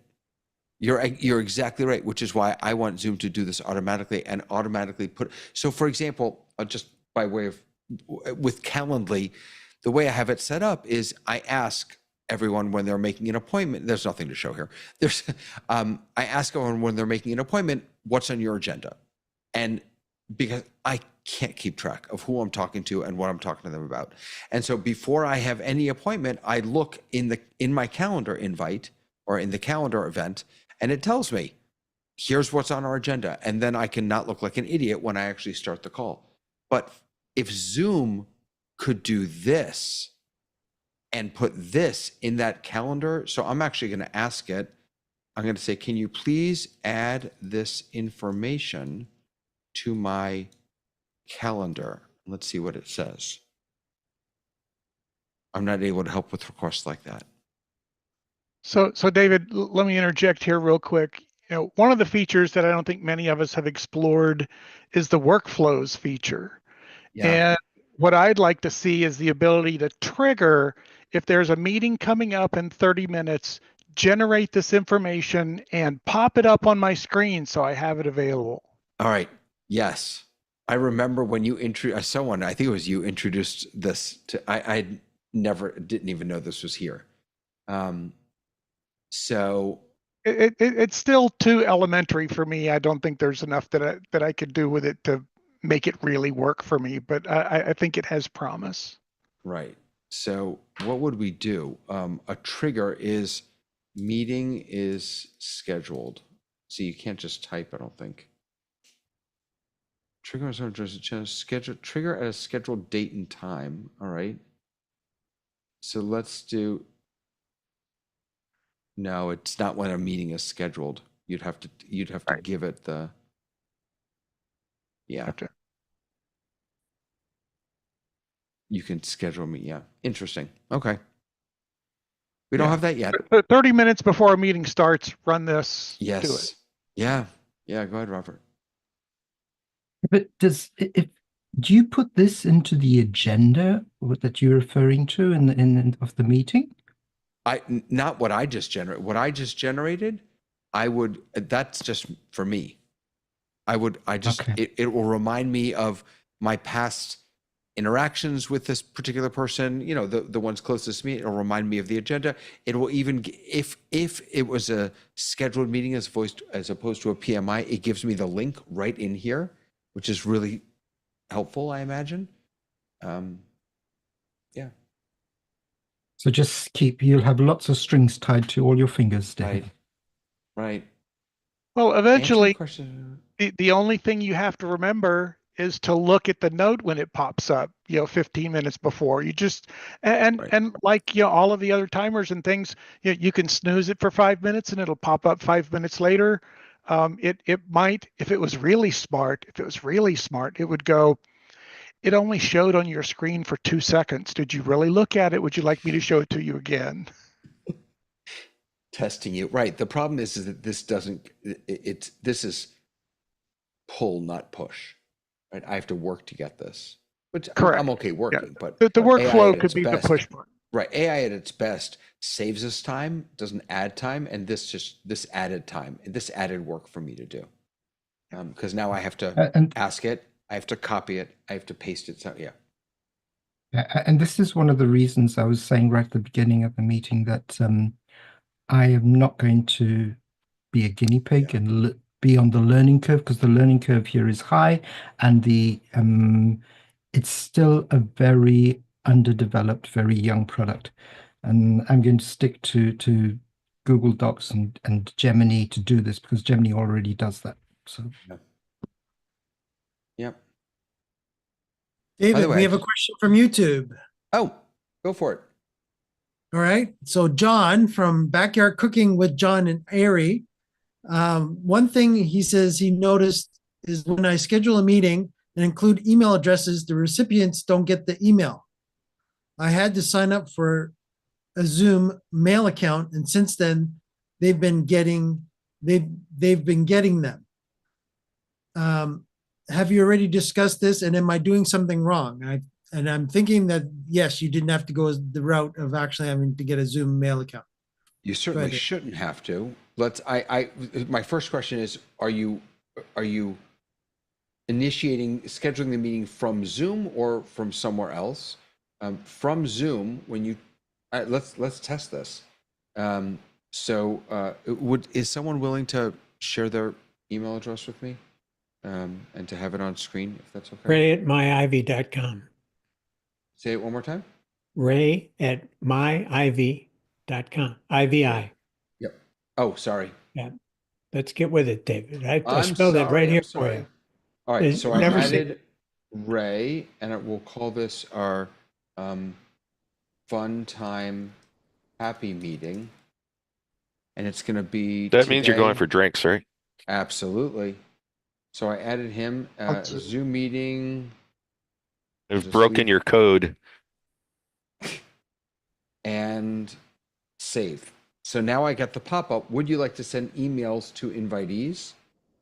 Send. And now it'll be up to Ray to determine if he actually got that email. That should send an email. If you're doing this in Google Calendar, google.com, it's sort of the same thing, I think. So I'll create a new event. I'll call this Fun Time Happy Meeting. It responded yes. I don't know if you got a note back. I'll pull that up in 1 second. Add guests. I'm gonna again type Ray at that's Ray Hardwood at my Ivy. Yeah. MYIVI. There it is. Okay. Okay. More options, David, More options. at the bottom. Why do I need to do more options? Then you'll be able to add. Then you can go in there and do your add video conferencing. And then you get your choices in there. I should be able to do it from over here. Hold on a second. I couldn't do it from over there? Just call it that. Probably, yeah. There it is. There. Oh, but now it opened up. Wait, now it's opening up big. Why is it opening up? That's interesting. Oh, there we go. Okay. Oh yeah, you can do it from right here. There's that. So this is called that. And, oh, crud. I didn't mean to do that. Sorry. I clicked too quickly. I apologize. 6:30. Okay. And I'm going to add guests. Ray@myiv.com. And now he should. So again, would you like to send invitation emails to Google Calendar guests? Send. So I think that, I mean, it works sort of the same in at least in Google Calendar and Zoom. You do have to give approval. Oh, wait, let me go back to this and see. Where's fun time? Today. EASD Fun or time what- happy meeting. There we go. And I can see Ray has, I see the green check mark. And then I Jeez. followed it with sad face I didn't get a sad face. because you canceled it. No, oh, the second meeting. Yeah, sorry. So I'm not sure what tool you're using to schedule. Sometimes make it has sure- to do Yeah. with if you have a corporate account and somebody is external. I've had that problem, and it's worse in Teams, but I've had that problem where if you send out invitations, even though you list the people, if they're not in your group, sometimes those invitations don't go out. So you have to actually go into and create an email and mail it to them. Interesting. David, one of the other things I'd like to mention is that if you are scheduling a meeting from zoom.us on the web interface, there is a box that says attendees. This is not designed to send emails to people. It's designed to give people access to continuous meeting chat. I get that a lot on the Zoom community. Oh, I'm putting them in here. How come they're not getting the notice? Because unfortunately, attendees doesn't mean send an email. It's So I don't think it's that clear, but yeah. So we'll take a look at that. But Frank, just real quick, I want to get you in. Oh, I was gonna say something similar, but also Zoom, there's a known issue that Zoom has an internal block list. And I don't know what triggers it, but if you get on the block list, it doesn't send the emails to the people on the block list, and you have to open a support ticket and ask them to remove those emails from the block list. Oh, interesting. Yeah, I'll go one step further, and it's related usually to domain names. So this is, if you're, what Ray was talking about before, if you're scheduling a meeting on the web, you go to zoom.us and you can, in the top right, happy fun time. So 5 o'clock, okay, it's not a recurring meeting. Attendees. Is this what you're talking about, Ray? yes. What you don't see there, because it's covered up, is it's my Ivy. Oh, sorry. Yeah. Thank you, Ray. Yeah. Okay. Yeah, for you. What you don't see until you uncover it is, well, actually, you don't even see it then. It said before that this is to give people access to continuous meeting chat. And so because you've entered somebody in there, it's turned on continuous meeting chat and given both you and him access to it. So Yeah, and I noticed today, Ray, with that is that I noticed you could actually disable that in the client when you're scheduling now. Yeah. So wait a second. So that's not going to send them an invite? Nope. Oh, well, that's what the gentleman was probably talking about on YouTube. Could be, but like you said, it depends on where So you're scheduling from. how, In some how, cases, you have to do an extra, check mark or something. But here, it just doesn't send an email. Ray, did you get something about this last meeting? No. Happy. What? That Wait a doesn't minute. make any. Do that. When did that one arrive? 4:30. Yes, I did. I did get that You did. invitation. Yes, that you Happy did fun on time, the. all lowercase. Yeah. Yep. For the meeting ID ending in 0116. I don't see the meet. Yes, 0116. Wow. Okay. Cool. All right, good. Because I was going to be worried about But that. do you have a calendar integration, David? Not Who on this says- account. Not Okay. on this account, I don't. No. I've heard this complaint a lot myself, like Ray said, so I don't trust Zoom's delivery system anymore. Mm. But in the app, it seems to work flawlessly. Seems to me.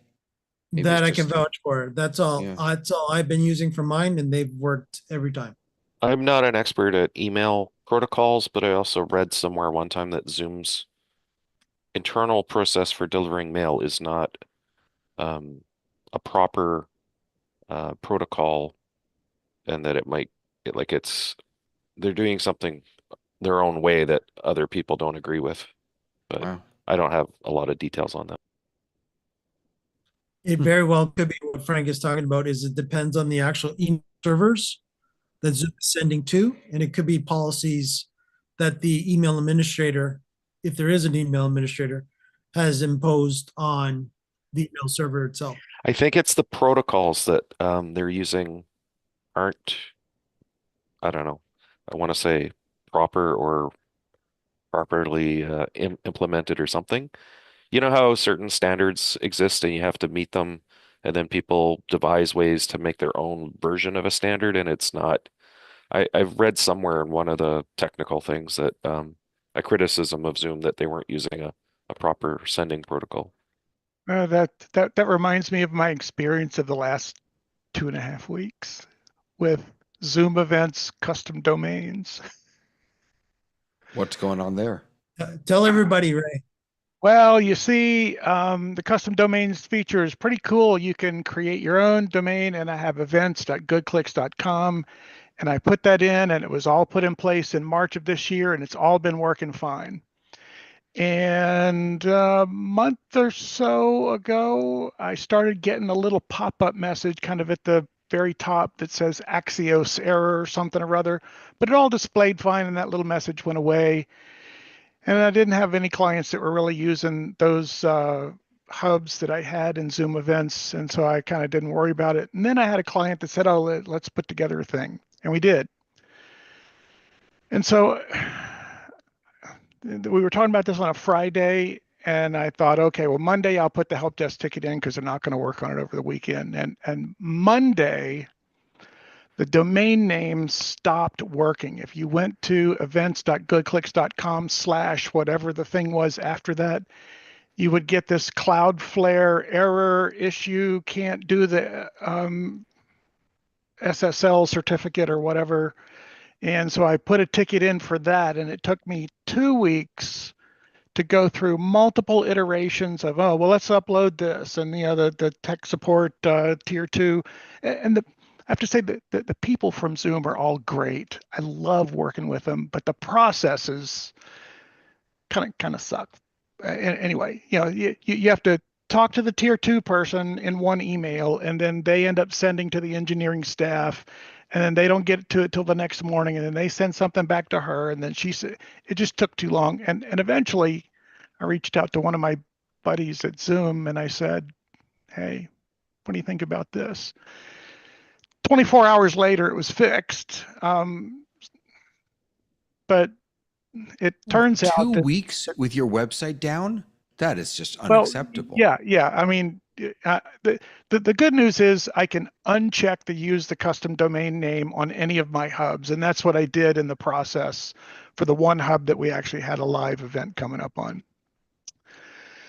But yeah, what it turned out to be, I think, and I don't have a definitive root cause analysis really done, but you might have gotten a notice a couple of weeks or months ago that Zoom was changing all of their certificate authorities of who they trust in terms of SSLs. And you can still buy SSLs from companies that don't particularly point to those. And there is when you upload the certificate, you get typically 2 files from your SSL provider. One of them is the certificate itself, and the other one is what they call the CA bundle. It's the Certificate Authority Bundle. And the instructions that I followed to the letter from Zoom on their custom domain page said, give us their certificate, and give us your private key, and we get it installed. And what I actually found out is that that's not what they want. They actually want the CA bundle. And then we still had the Axios issue, and my buddy Michael worked with the guys on the back end team and said, hey, there's this thing, and it took them 4 or 5 hours to figure out what's causing that, and they made it go away. So again, Did they make it go away for you, or have they resolved the issue? I would have to say that they probably made it go away for everyone. I can't see them doing a specific thing to fix my issue, and it, I don't know, it makes me wonder how many people are even using the custom domain, because I mean, yeah. But where did you get your certificate from? See, I paid $11 for my certificate. I got it from the place where I registered the domain, and I have it. Yeah. So I don't know. At any rate, is this the same custom domain as you can get like with a business account you can get for your? That's a vanity domain. Oh, that's different. Okay. So that is the mycompany.zoom.us. Right. Gotcha. And this allows you to replace the middle part. You can put whatever you want. You can make anything, but I just make it events.goodclicks.com, and yeah.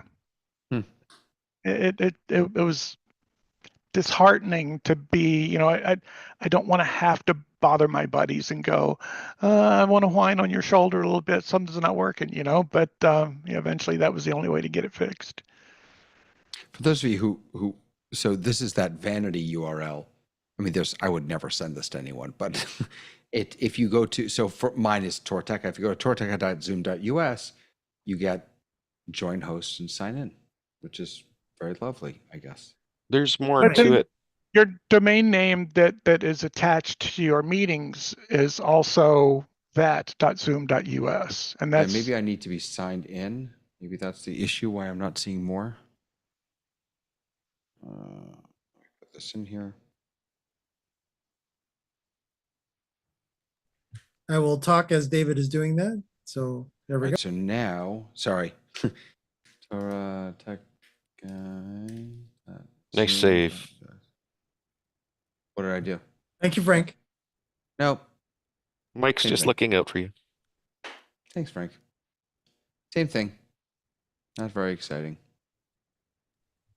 Well, there's more to it than just that, David, because every invitation, all the links that you generate and send out to people have your vanity. Yes. Yes. In it, so there's more than. Right. And again, what Zoom has gotten, we'll talk internet technology here just for 2 seconds, is what Zoom has gotten is they've got a global cert, which is different than what Ray got because he got a single cert, right? He got it specifically for events.goodclick.com, unless you got a global cert, Ray. I'm right, correct? Nope. So it's a single domain name. So in Single domain. Zoom's situation, so what they have done is they've said star.zoom.us, and they've gotten a special, they paid additionally for this, and they've got a special SSL certificate that allows for anything before .zoom.us to have SSL certificates. But it comes off of the main parent certificate of zoom.us. So that one, for that one to break, zoom.us would have to break. Yep. Which is different than what Ray's situation was, which was it's his specific subdomain with his main domain, events, and then good clicks.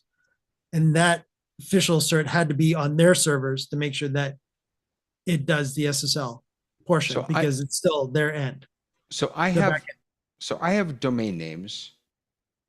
Where do I find this certificate?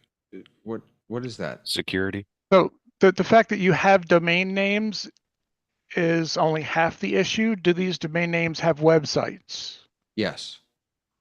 Wait, so domain name system security extensions, a DNS SEC. Is that what that is? No. Sorry. Yes, they have websites. So the fact that they have a website, for example, I mean, I use GoDaddy and, the pluses and minuses to GoDaddy, but when I put something on GoDaddy, they create an SSL. When I first create the site, you can't get to HTTPS. It takes 2 or 3 minutes. It's not long. They generate the SSL certificate and they do all of that on the back end. But if you're going to then have someone else do some things for you and your domain name, you have to provide them with the certifications and all that sort of stuff. I understand. Okay. And David, I believe your websites are Wix based. Yeah. So and Wix is all doing it for you. Yeah, they're doing it for. I wouldn't even know how to provide that information to a third party, though. Right. Yeah, Ray and I've been on the internet too long. That's the official answer to that too, by the way. Yeah, back in the old days, you would have had to have pay extra to get an SSL, an HTTPS, and now it's become, de rigueur. That's a phrase I don't use too often. You must have SSL or nobody will go to your site because they don't trust you. Right. Yeah, and I'm back in the days when domain names used to be free. Zoom also supports associated domains if you need that. What are associated domains? Usually, like if you have an organization and you want to use Zoom, and let's say your organization's big enough that it has more than one domain. So, at science, at physics, at, or whatever, at marketing, at sales, at whatever, you can lump all of those in so that people can't sign up for Zoom accounts without going through the proper single sign-on and other things. It means that you own all of the domains if you can prove that you You have to prove to Zoom that you own those domains. Right. Then you can throw a net over all of your domains that you have and force people to use your Zoom settings and your Zoom account for all of the domains. Sorry about that. That's okay. So that's useful because let's say you've got this big company with several subdivisions and you don't want someone from marketing paying for a Zoom account with that particular domain of your other product line or whatever. You can force everyone onto the one true domain that you want everyone using for your organization. Gotcha. But to go back to the mail we for can a go back to second. the mail. I'm going to find out why this person keeps calling me. I'll Yeah, be yeah. back in a second. I'm sure this person from the internet knows this, but if you're having problems when you create a Zoom meeting, you can copy the invitation and paste it into the mail client of your choice. And I'm presuming you're not having problems with your regular mail client. Zoom makes it easy to copy the invitation information. Right, and that was for John. John was letting us know that he has an actual weekly show too, by the sounds of it. It's called Backyard Cooking with John. And yeah, we need some of that. Backyard cooking sounds good to me. So there's a free plug for you, John. And I hope you're still watching. I think, we actually have a very good crew there watching us on YouTube today. Hello, everybody on YouTube.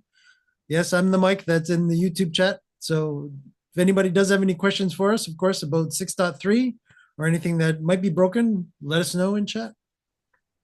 Well, one thing I noticed, which is pretty geeky and no one will care, but certain people, but there's new report functionality for some of the reports now.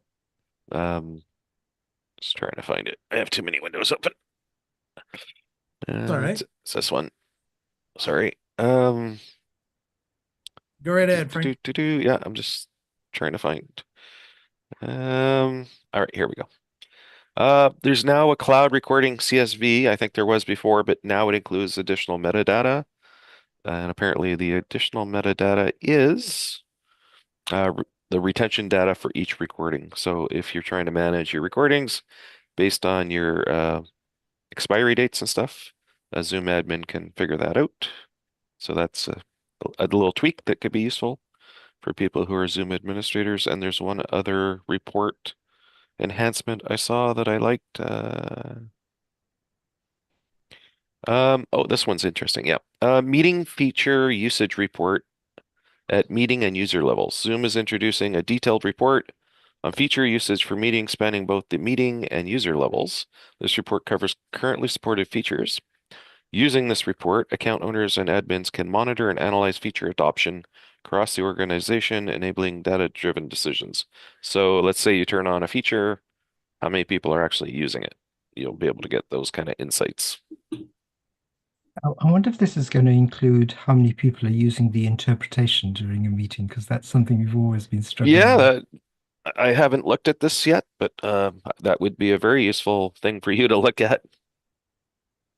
Yeah, also how long too, Robert? Like duration during the meeting, did they do it right from the very beginning? Did they do it a few minutes in, halfway through, et cetera, et cetera? Take a look, Robert. I just looked in the reports section, the admin, and there's an interpretation section. And once you go there, there are two tabs, language interpretation and sign language interpretation. And they'll generate reports from that. Number of meetings, number of unique hosts, and duration. I'm not sure what all that means to me or you, but Okay, I'll definitely have a look at that. That's interesting because we waited a long time to get those reports. Anytime Zoom gives us more insight into what's happening on the back end, I'm grateful. Yeah, it makes your life a lot simpler, Frank, right? Yeah, it gives you the ability to actually make decisions based on what's happening and not just guesses, right? Right. Get you the credibility that you go back to people if you need more this or more that, or if they really want very, very detailed information, great. If they don't, then it's just gravy. All right. And I swear I won't bug David while he's chomping on his 5 o'clock snack. Go over it, Dave. Backyard Cooking must have sent him a demo sample. Yeah, I know. It's just a cookie. It's just a cookie. It's just a You cookie. you could make cookies in your backyard.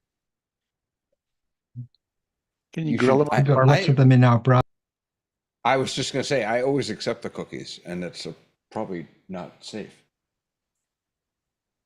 Especially for the waistline. Yeah. Leave some for Santa. That's right. That's right. Does that mean carrots too, David? Carrots? For the reindeer? No, I like carrots. Yeah. Not so much into the reindeer. not so much to the reindeer. I'm just looking over the rest of the notes. I don't know if there's anything else interesting in here. What else jumped out at people? I know Frank was just talking about reports as you were away. We're What'd I being miss? very- Frank, from the There's two new. They're not completely new, but they have more information. The cloud recording CSV now tells you information about the retention data. And Retention, as in how long people stayed on the call? no, I think when the recording's going to expire, depending on what Oh, your I'm sorry. settings are. And then the other one was about feature usage. There's now an admin report that tells you about what features are being used and gives you insights into, like we were talking about closed captioning and sign language, for example, how many people are using that and information surrounding different features of Zoom and which features are getting used and how much they're being used. Where do you find these reports? I'm in the dashboard now, and I'm not seeing Admin. reports. Admin reports. Actually, Where? admin, account management. Yep, and yep. Oh, it's not here. I'm sorry. How do I get back to here? We go. Admin down to reports. There you go. Yep. Gotcha.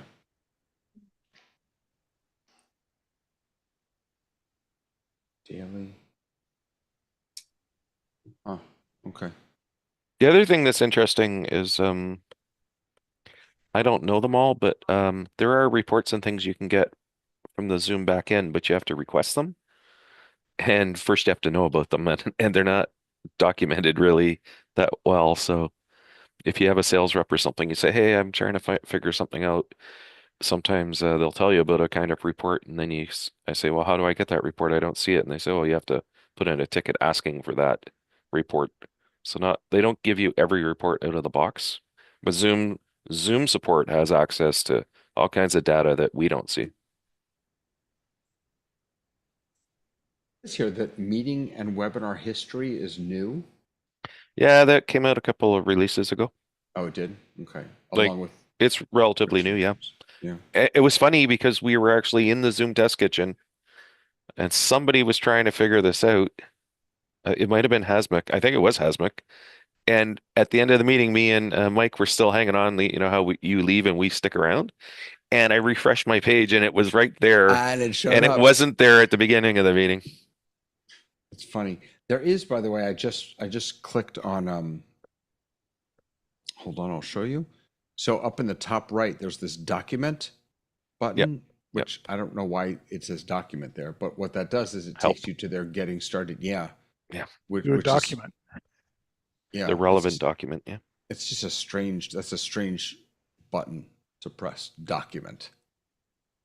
It's a programmer's word. It's a programmer's word that they would put up. It's not intended for a good user interface. Are Right. you seeing this new, I don't know, I thought it said it was released December 16th, but I'm looking in my reports and I'm not seeing this feature thing yet. Maybe What would it be called? Say it again.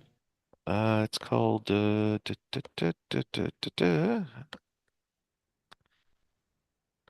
Meeting Feature Usage Report. I don't see it. So You it have says to up at the top here- you have to have a pro business or education plan. but And here's the other- permission has to be enabled for your role. It looks like this is okay, so they also made some other changes that are not necessarily reflected here fully. It says It may active not be out. hosts- Right. Active host meetings and webinar reports are now in meeting and webinar history reports.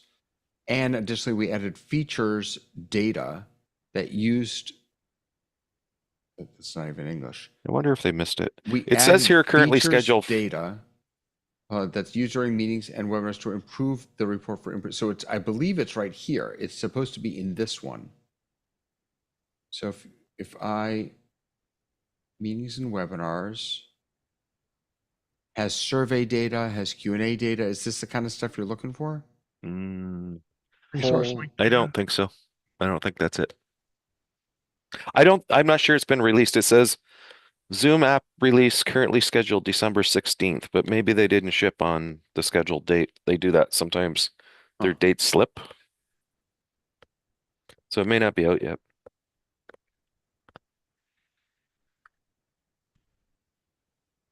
I think it would have been in the release notes, and I would have seen that if Yeah. they actually Yeah. released it. Yep. So you heard it here before you probably were supposed to.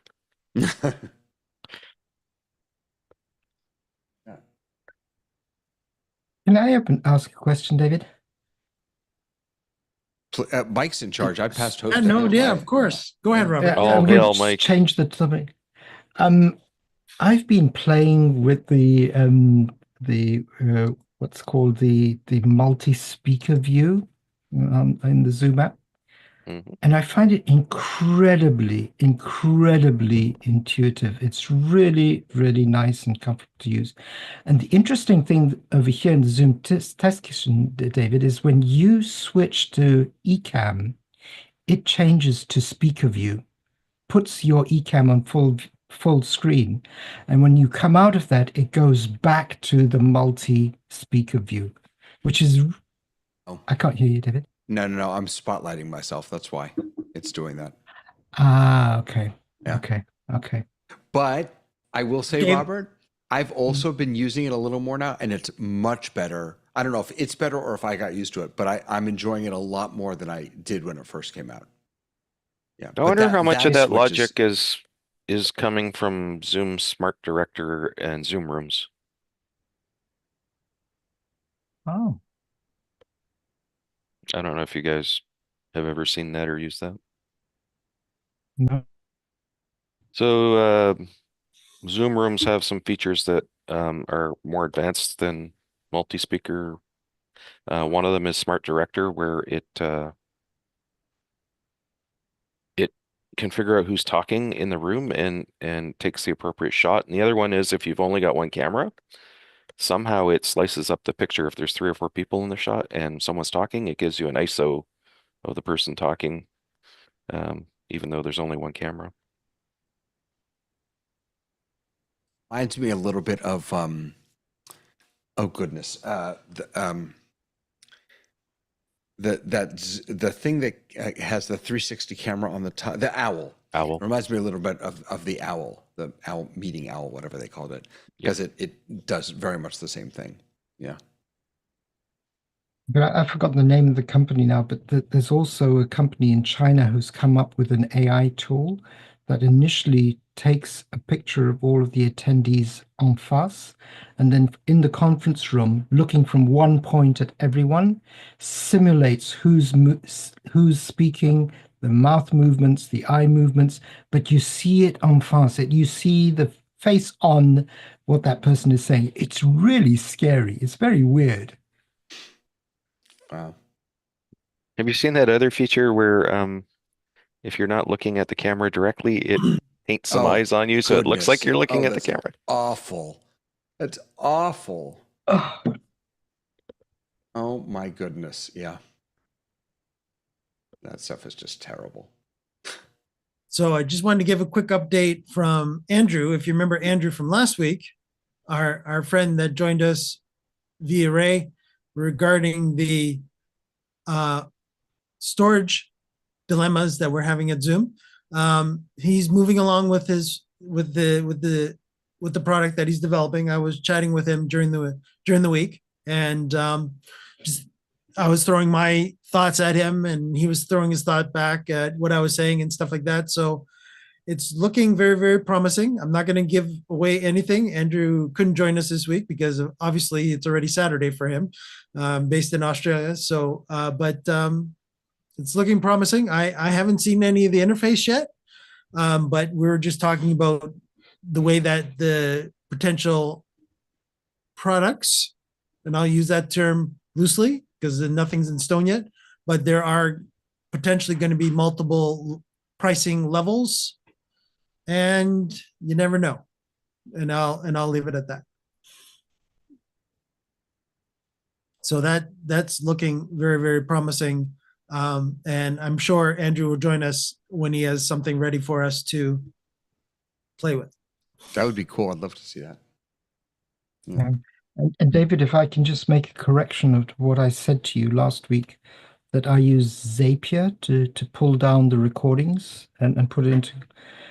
I was going through that this week, just doing a check, and Zapier actually pulls down the main video recordings, but it won't pull down the audio and the transcripts for that event. So it has limitations, and that's to do with the SDK.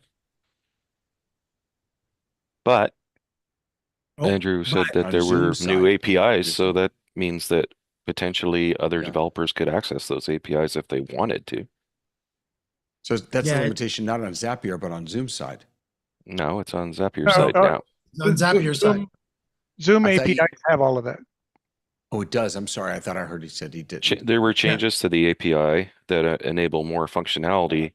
If companies want to adopt those new functionalities, they'd have to update their products to Right. leverage the new APIs. Yeah. So it potentially is possible. Yeah. So every But time that audios Zoom have does come been up with in the something. API for a while. But I imagine new functionality comes with new pricing models.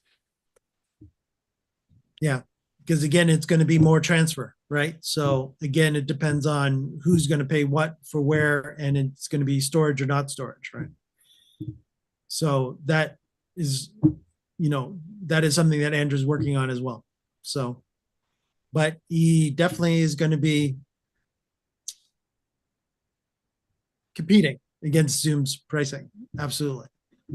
Yeah. Meaning, If you're listening in, I think you need to just have a look. That Zoom sent out some information today about the pricing for the SDK usage, and they've actually.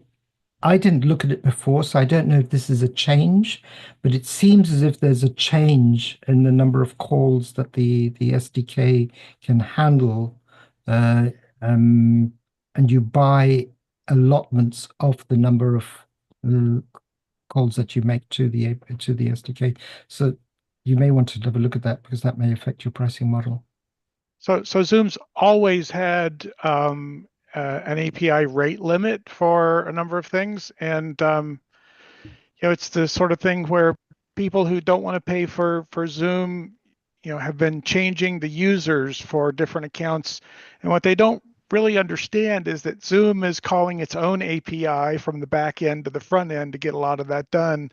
And, gosh, after I've changed, I've got 5 licenses and I've changed it 25 times this month and it won't let me do it again. Yeah. Yeah. So those are built into the SDKs and your licensing level as well. yeah, very, very cool. So I actually have a dilemma and a question for the gang. I actually had a bit of a problem today in one of my meetings that I was in, that I wanted to turn on the closed captioning. So Robert, I'll steer this towards you, and of course everybody can answer.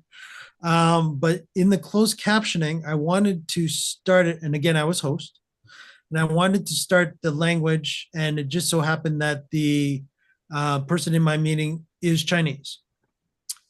So I wanted to enable the Chinese simplified within the closed captioning, and I enabled that, and it said that it was doing that as host. What is the language? And it came up as Chinese simplified. But when you actually clicked on the closed captioning, it still stayed English. There's one thing you need to understand about translated, because you're talking about translated captions. Yeah? So you have each app user, each user defines the language that he's speaking in. Okay, so that's the input. And then that user also defines the language that he wants the captions to be translated in. So you as the host, you are actually setting it up for yourself and not for the meeting. Okay. This is a user-centric function and not a host function for everyone. Are you talking about translated captions? Correct. That's an add-on. Do you have that add-on? Oh, Or I you have to don't- have the appropriate account level to have translated captions, right. which are So different I from guess, the out-of-the-box captions that Are you come with pro Zoom. or business? right. Yeah. So again, we only have pro accounts. So again, I'm only doing the built-in, $50 as Frank. $50 a year for translated captions per user. So less than $5 a month. And if you do a lot of this, it's well worth it. So Robert's right. There are two settings for each user, and they roughly translate, pun intended, to Mhm. what language am I speaking in, so that it knows how to get the information that you are talking about. And then what language do I want to see the captions in on my screen? And so, Chinese, I think what language you're speaking doesn't have simplified, because I mean, if you're speaking Chinese, you're speaking Chinese. But then the display language has both the traditional and the simplified Chinese. And those are two separate settings that, as Robert mentioned, or one of you, is a per user setting, and everybody has to do that according to their own language needs. Okay. So in the, shall we call it the basic closed captioning that comes with Pro, is there any capabilities of that person that is in the meeting to see the closed captioning in Chinese, or no, without the translation add-on? Not unless you've added the closed caption translation add-on. Okay. So it will always, so because I'm English and I've set up the meeting as English, it'll only be closed captioning of English. It My Pro. depends if the host locks the captions or not. If the host doesn't lock the captions and someone changes it, then everybody's getting the language that the last person selected. But there's no Okay. translation happening. Right. Now, if I do it as a host, again, it won't affect anything.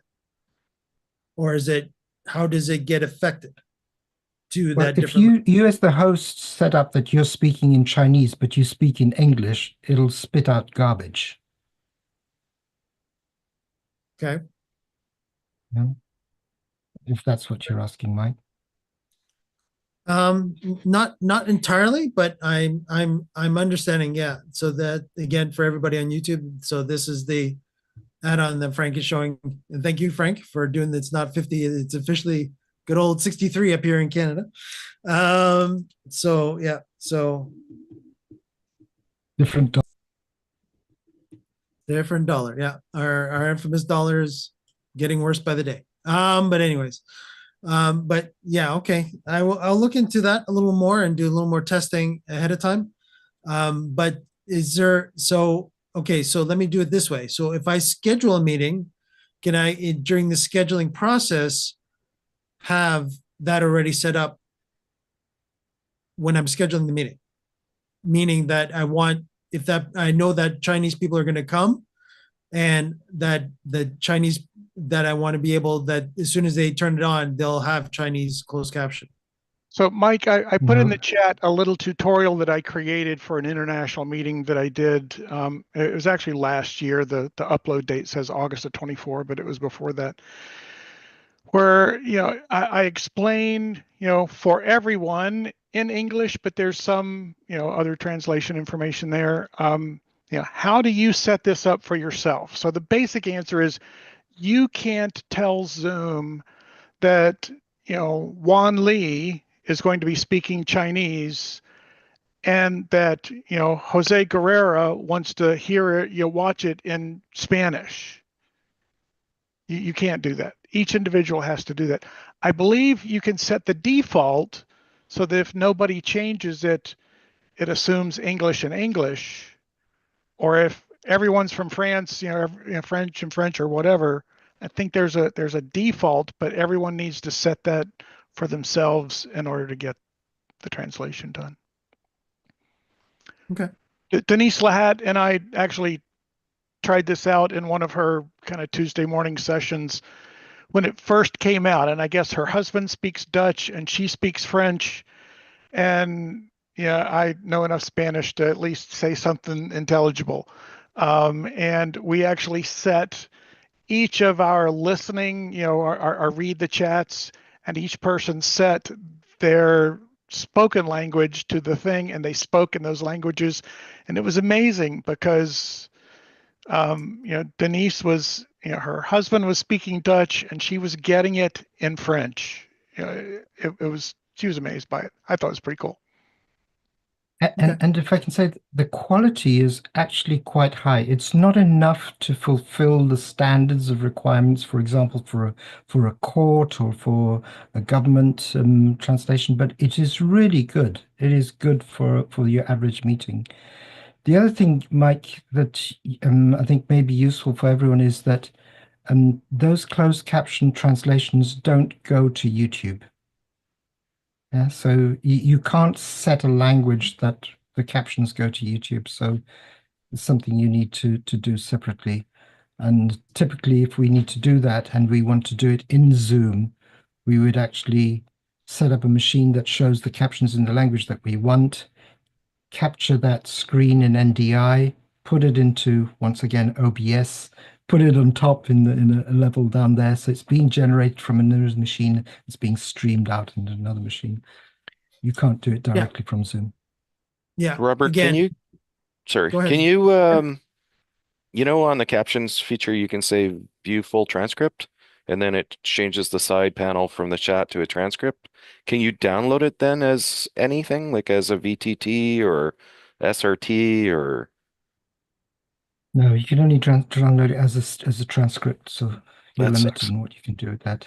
It does. Be nice to It be able to does. get a hold of the VTT or the SRT, then you could upload it to Google later, although Google does its own Yeah, and the translation. funny thing is that Zoom has the VTT because it has the timestamps, because if you play it back in the Zoom player, Yeah. then it comes out synchronized properly. I wonder Yeah, if you can so get that through the API. It'd be nice to be able to get those things.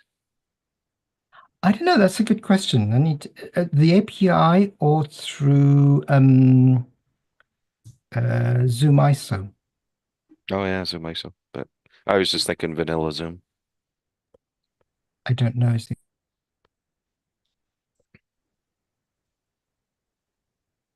You actually intrigued me a little bit. I was just checking because I do local archives. So I'm just checking actually a meeting I had today to see if what all comes in the archive.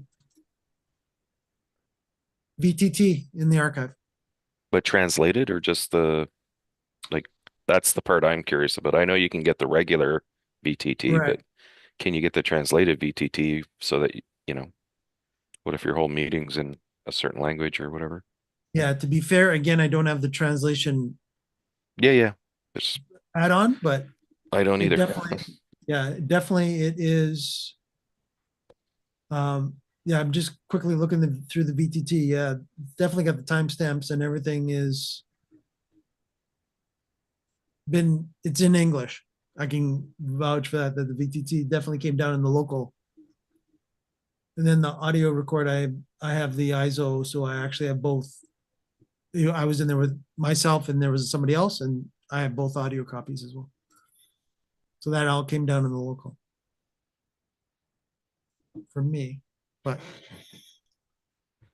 I'm not sure if I turned on anything specific for the VTT or not in the admin, but I might have when I was going through all the different settings. I think if you're the one hosting these meetings, $60 or $63 a year is a good value. If you had to buy it for 200 people in your company and they're not using it, might be a waste, but you can just buy it for yourself and it's Yeah. $6 or $5 a month. $5 a month if you pay it monthly, or you can pay for a year for $50. And in Canadian dollars, that's more. Yeah, I know. Yeah. 50 translated Canadian bucks. 50 Yeah. translated Canadian dollars. Yeah, attaboy. That's it. Robert, did you see the link that I put up there about the API in the chat? I found a page in the SDK, the video SDK thing. I don't know whether it's what you were looking for, but I mean, apparently there is some way to grab the live transcription and translation either through the SDK or API. Yeah, and I just know you can for- get it through the live during the actual meeting. The question is, can you get the VTT file from after the meeting Okay. from the recordings? Yeah, but yes, you can do that. And I've been playing with this, and we pull it out using Companion. So you pull it out using Companion and then push it through and throw it onto a screen, for example, during a hybrid event onto a big screen during the event. But you BitFocus need Companion or Zoom Companion? Good question. BitFocus Companion. Thank you. EF or AI? Uh-huh. Everybody using the same words. That's it. We got to make sure that everybody's happy with their companion. And make sure it's the right companion. So just to let everybody know on YouTube, the link that Ray put in our chat, I also put in YouTube chat. So it's also there. And anybody coming to the archive will see that as well. Okay. So that was definitely, thanks guys for that. And I will look into that and getting that possibly added to our account coming soon. But the other question that I know that Robert asked me a couple weeks ago, did I have a USB unit? Did you see what I mentioned a couple archives ago, Robert, or not? If not, I can explain. Please explain. So and give the context as well so everyone understands, please. Absolutely. Absolutely. So basically, Robert, a couple of weeks ago, asked me prior to the Zoom Test Kitchen if I knew of any audio interface that actually didn't necessarily have, it wasn't necessarily an 8-in, 8-out interface, which is quite popular in the audio interface industry. He was more worried about just having having an actual audio interface that is a USB-based audio interface that only strictly had outputs. And of course, preferably, I made sure that the outputs myself, the ones that I ended up finding, were specifically XLR outputs as well, so that Robert could actually I can just say, Mike, yeah. So the context is that we've got a Mac Mini and we've got this interface, and I want to use one USB to connect to the Mac Mini, and I want to be able to define which channel that I'm sending out through the USB to which XLR output. Correct. I did actually find a unit. I'm just going to go quickly through my notes. So give me 2 seconds and I'll find that. If you only need one, Shure makes a model. I have one in my desk at work that takes XLR to USB. And it also has phantom power, and it also has gain built in, so you can adjust the gain. One is actually easy to do, so that's not the challenge. The challenge is when we're using ZoomISO, because the interpretation channels now have been made available in ZoomISO. So I can take, for example, 8 channels out, but at the moment, the equipment that I have that I put on site for the users to have headsets with to listen to the interpretation has only XLR inputs.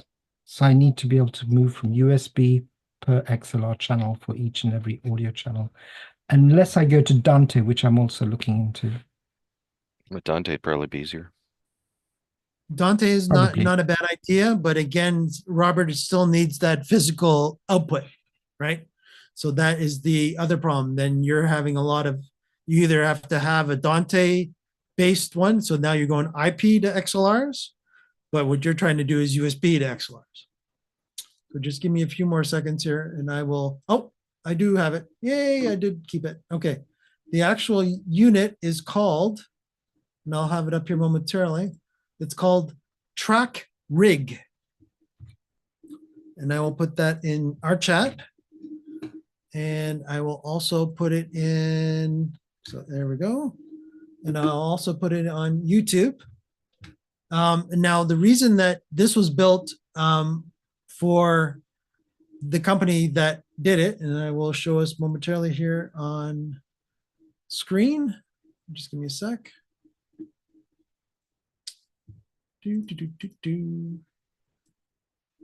I had prepared already to go into the Zoom stuff, so just give me a sec here. There we go. All right, and I'm getting like David, and there we go. So this is it here. Track rig. Hearing your multi-tracks has never been easier. So basically, Robert, there you go. So there's your one USB coming out and your 8 XLRs in there. And the reason that they built this was, again, based on the worship market, that a lot of people were trying to get tracks out of their, as you can see, the laptop there has the tracks in it. So they basically, within their DAW, actually assigned certain channels out. So you would have the drums on one, you would have the guitar on the next, et cetera, et cetera, et cetera. That was their implementation. That was their reasoning for actually building the track rig. And you can see there, it actually nicely, Robert, also they take into consideration, you could actually rack mount it in there as well. So it's a 1U rack mount. So you could actually easily put it into your, beside your Mac, and then it's a 1U rack mount that you could put in there. So here's some, let me just see if there you go. So there's a big picture of it there. Absolutely amazing, Mike. I'm very grateful for that. I'm going to look into this because, like I said, some of our equipment is XLR based, and that's what we have at the moment. But anything in the future, I'm going to move to Dante so that we don't have these issues with an interface. But this is definitely a lifesaver for our present situation. Right. And it looks like it's built fairly well. And again, these are all the different current worship artists that they are using the actual product as we speak. Oh no, I've just got a message that this item is not shippable outside the US. Okay, I got to look for a different way of getting it. Yeah, but so basically here, let me just see if I can actually get the video started here a little bit. Yeah, it's our friends on YouTube, so I don't know if I'll be able to show it or not. And of course, is that me doing ads? Yes, that is an ad. So just give me a second here because I'm not in that count. There we go. So there's the unit there.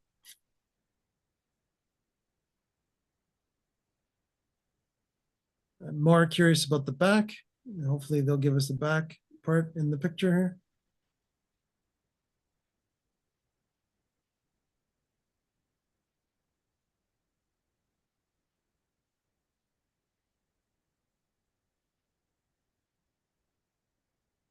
The LEDs, there we go. That's the part that I wanted to show you, Robert, too. So not only is it, so you got your USB host, so this would actually plug into the PC, but it also gives it to you it makes itself a USB hub as well. So not only are you got the capabilities of all the audio channels, but there's enough still on the actual USB connection itself that it actually will give you a little mini USB hub on the back of the unit as well. There you go.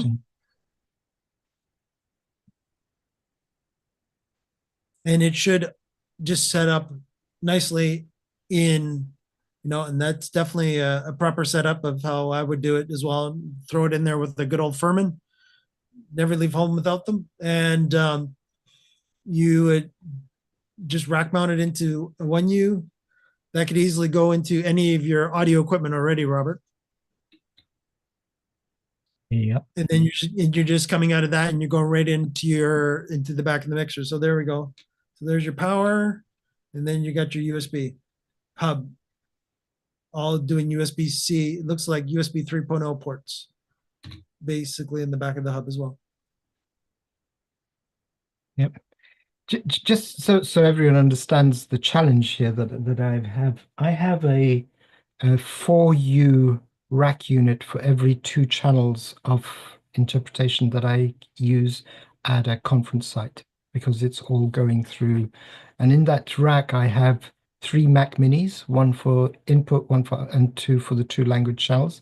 So if I have 4 language channels, I have to have two racks like that. So that's 8U. And with this system, what I'm planning to do, and I'd like to do, is use Zoom ISO to get the translation, the interpretation channels out, put it through a unit like this, and that gives me one Mac Mini for the Zoom ISO and one just for the what we call the floor, which is the main system sound. So that's going to reduce that because we can go up to 8 channels in one rack.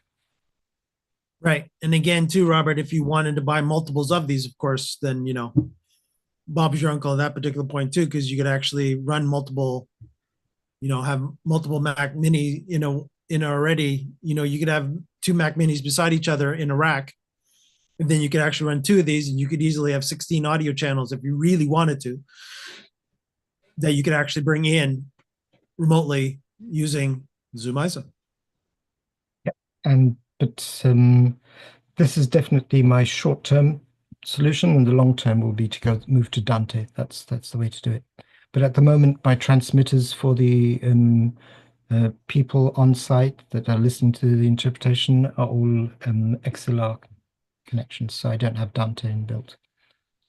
Yeah. So again, Robert's environment is strictly analog currently, so he's not running everything digital, even though your audio mixer might be digital, Robert, or you might have to get a Dante card for it, one of the two. But basically, as you can see, there's the little blue connections coming out of the actual rig, and then it goes right into the audio mixer that's right there. There's a very simpler setup, and again, this is quite popular in the musicians that will go to churches and they'll bring their own tracks with them. So you can see also, Robert, it gives you audio levels on the LEDs. So again, you're green, yellow, and red. So you know that the audio is peaking. So that'll show up there as well for you. So they've taken the consideration of doing that as well. So it's a very smart little unit. And again, too, yes, you could actually, if you did have the tracks on a phone, it doesn't matter as long as you could actually do it via the phone as well. There you go. Brilliant. Mike, that's a very good find. I'm going to look into this. And No it's problem. pretty reasonably priced as well at $500. Yeah. Again, if you want to get into the audio interfaces, you're already going to be around that price already too. So, and of course, Robert, too, you might want to get 2 Mac Minis because then you'll have a backup Mac should the other one die too, right? Again, it just depends on your failover. The backup is going to be a Dante situation. I want to move to Dante, so I don't want to buy anything that's not Dante from now on. So, but definitely one of the options that I haven't looked at is actually, now that we're talking about it, I haven't looked at getting individual USB to Dante with a to use in this way. So there isn't any specific now again too, when you get into the Dante world, they will, and this is not a stab at Dante, but the Dante world is more expensive, and it is for a reason, and they will nickel and dime you for every feature, meaning that their software is not free. The devices that you buy either from Audinate or from another product that, another company that is actually making the Dante gear, they have to pay licensing for Dante. So they actually have to pay Audinate for the licensing of Dante. So it's either that or the chips. Thanks, Ray. Season's greetings back to you there, bud. Take care. And so in that scenario, yes. If you're looking at your current audio mixer and upgrading that, If it has the capability of adding add-on cards, then you might want to look into just getting a Dante add-on card for that mixer. If not, then you have to go the next route of going into another digital audio mixer, which will have either Dante built in, or you would have to get an additional Dante card that you would have to slot into the back of the actual audio mixer, depending on the model and amount of ports, et cetera, that you'll need in the venue. Yeah, but I'm going out, so that's not the challenge with the mixer. Yeah?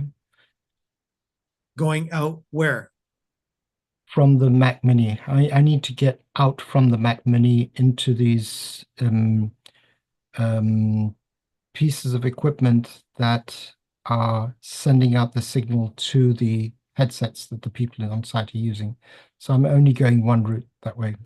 Right. So I So won't what even you go could into a actually mixer. do, yeah. So what you could actually do then is go Dante, and there's a software that you can install.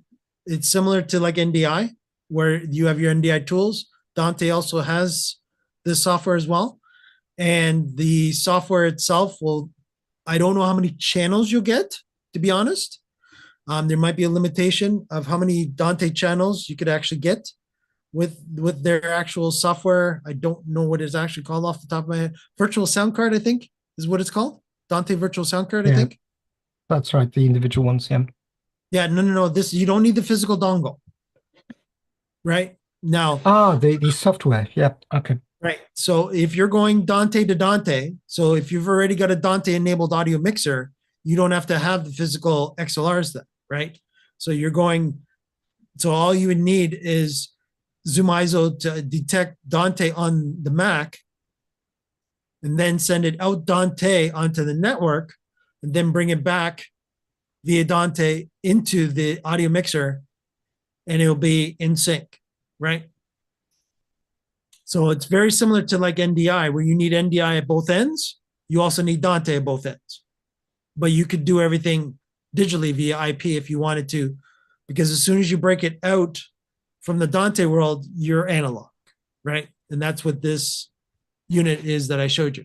It's coming from, it's becoming a USB port that's available on your Mac, but so is Dante software. It's similar to a virtual sound card or a virtual on Mac.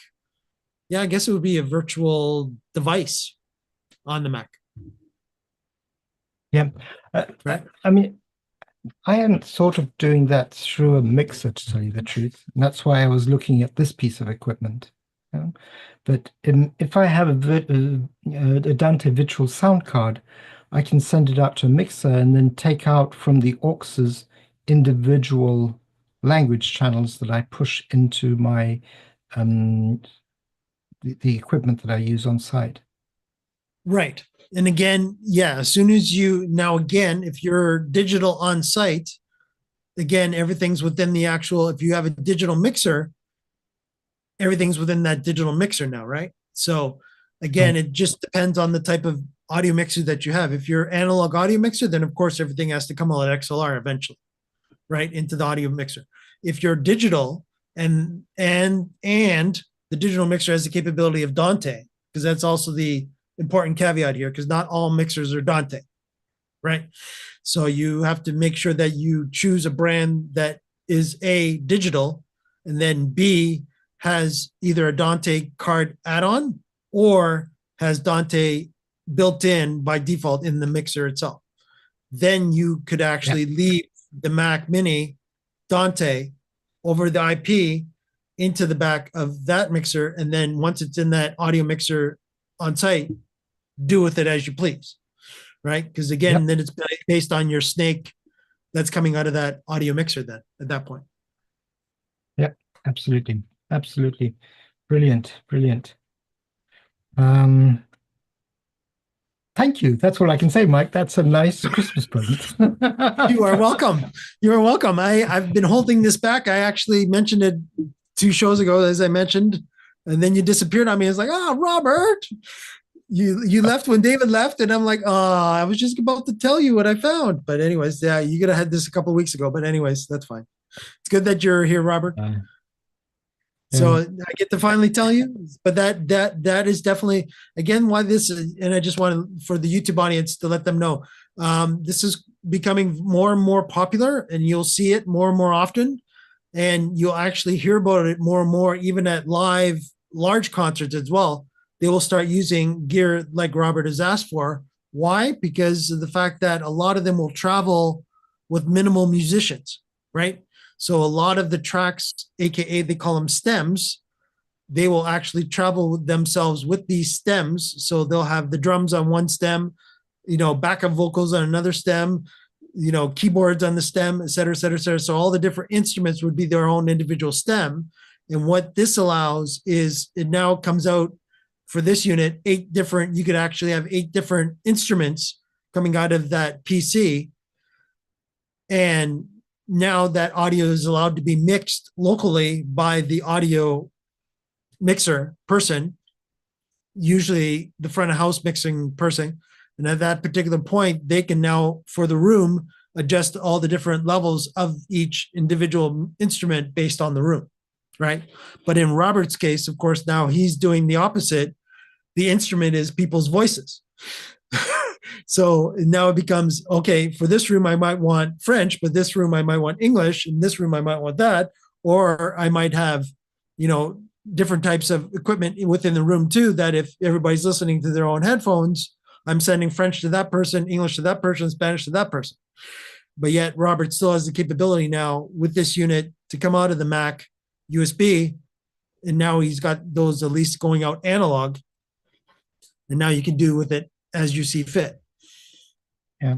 The other challenge we have, and I need to think this through a little bit more, but this equipment, but Dante would be better for this, is we sometimes have events where we have, for example, 4 multi-tracks. In other words, it's a conference center where there are 4 conference rooms and there's something happening them simultaneously.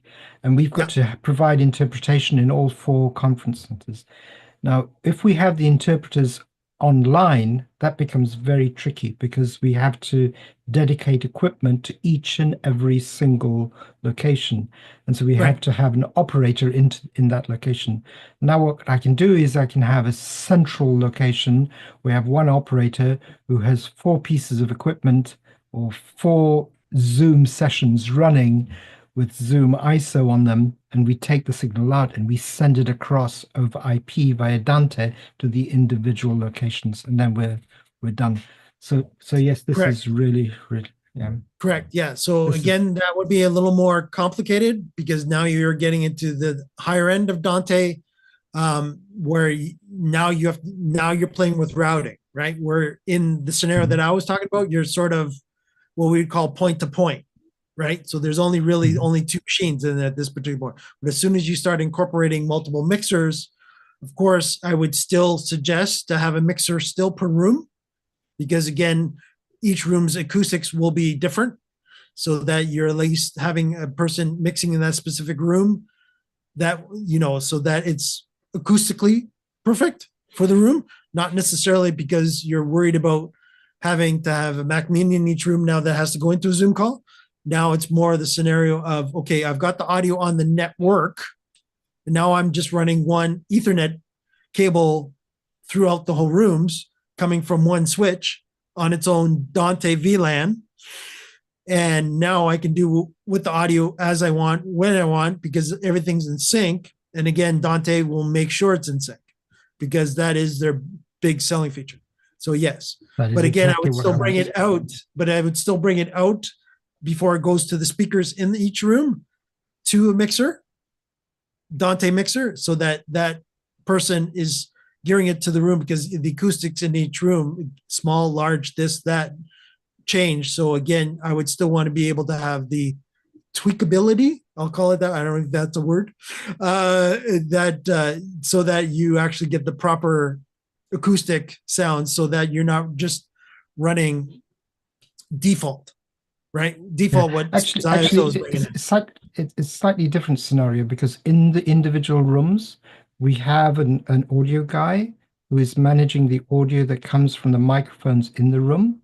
What we're managing is the audio with the interpretation that comes in, and then the people who want to listen to the interpretation have headsets. So they're listening to the interpretation through headsets that are receiving the radio signals from a small transmitter. And it's into those transmitters that are individual language channels that I need to get into. So, Yep. so slightly different scenario. But Yeah, all the but- same, Mike, always good to talk to you about this. This is good. Yeah, not a problem. Not a problem. Enjoy giving my knowledge. But yeah, definitely that. Yeah. So again, you already have somebody doing basically front of house per each room already, because there's local microphones in each room too. So what the good thing is, once you have that on Dante too, you can now bring that back if you're hybrid, right? Because if Exactly. those mixes are already Dante, now you can also bring them back now. Not only are you sending out, but you can also bring back. Yeah. So you could actually individually then have each room hybrided out on Zoom as well, back onto Zoom too. Yeah, it's interesting you use the word hybrid, because I was speaking to David at the beginning of this session, and I talked about we've been thinking through what's going to happen next year, and it looks as if hybrid is going to be the main topic that we're going to be dealing with. We've just realized towards the end of this year that there are so many people that are not going back to the office. Yeah. And even if they do go back, not everyone goes to the office at the same time.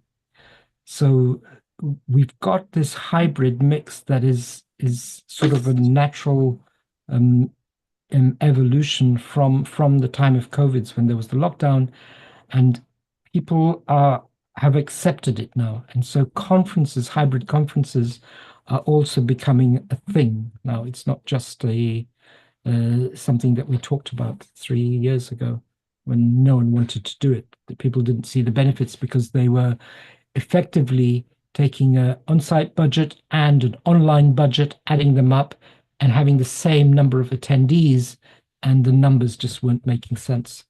But now what we see is that our companies, our clients have understood that they need to budget for this as one conference. And now it's making a lot more sense. So yeah. Yep. So Mike, quick question. What are your what are you going to get under the Christmas tree this year? What am I going to get under the Christmas tree this year? I don't know if I've been good, Robert. No, I'm kidding. Tech products. Tech products. What tech products do I want under the Christmas tree? I know that I've been looking at a power bank. I've been trying to figure out a good power bank, a reliable power bank. I foresee us doing a lot more traveling in the new year. So definitely a good power bank, especially for trade shows, meaning as I'm walking around to make sure that our phones and such, not necessarily am I broadcasting live from XYZ trade show, but I might, you never know. Stay tuned. But in that regards, majority I was looking for specifically to power our phones and such, when a lot of us do go to a trade show, to make sure that we're walking around for a few hours, and of course our phones are just going to burn up because they're trying to get to the cell towers, or they're trying to get the Wi-Fi, and they're just using up the battery like crazy. So I was looking into that. The interesting thing that's caught my radar when I was doing research on that is the amount of fires that are being caused by the actual batteries, that are lithium batteries that are inside these units nowadays. On average, there was a report in the US that the FAA guys are actually saying that they usually have about 2 fires a week now because of lithium batteries on planes, which was like, whoa. So I'm being very particular about the actual brand that I choose, and to make sure that they're reputable and that they've gone through all the proper legalities of making sure that they are FAA certified or aircraft certified, so that they won't do anything funky up at 50,000 feet, 40,000 feet up in the air. -5 degrees. Yeah, exactly. So it's like, Yeah, I don't need to help Boeing in any particular way. Boeing's got their own problems. I don't need to assist in those problems. So yeah, I'm definitely looking into that. I'm hoping Santa's been listening, but you never know. I have been good, I swear. Yeah. But there are two types of power banks. What are you looking for? Ones that you can take on board, or one that will go into your baggage? Because they're different. There's a limit to what you can take on board. Yeah. right, yeah, In your hand that luggage. is still a little confusing to me, because there's mixed information that I've seen. Don't put it into your luggage, and they want you to carry it on. And I've heard the other way around. They don't want you to carry it on, but put it in your luggage. But they're paranoid that they're worried about it blowing up in the luggage or catching fire in the luggage. So that is even worse than it catching fire inside the cabin. And I'm like, give me some reason to understand. But yes, so hopefully Santa's listening and Santa's done the research for me, and you never know, I might have a power bank. You never know.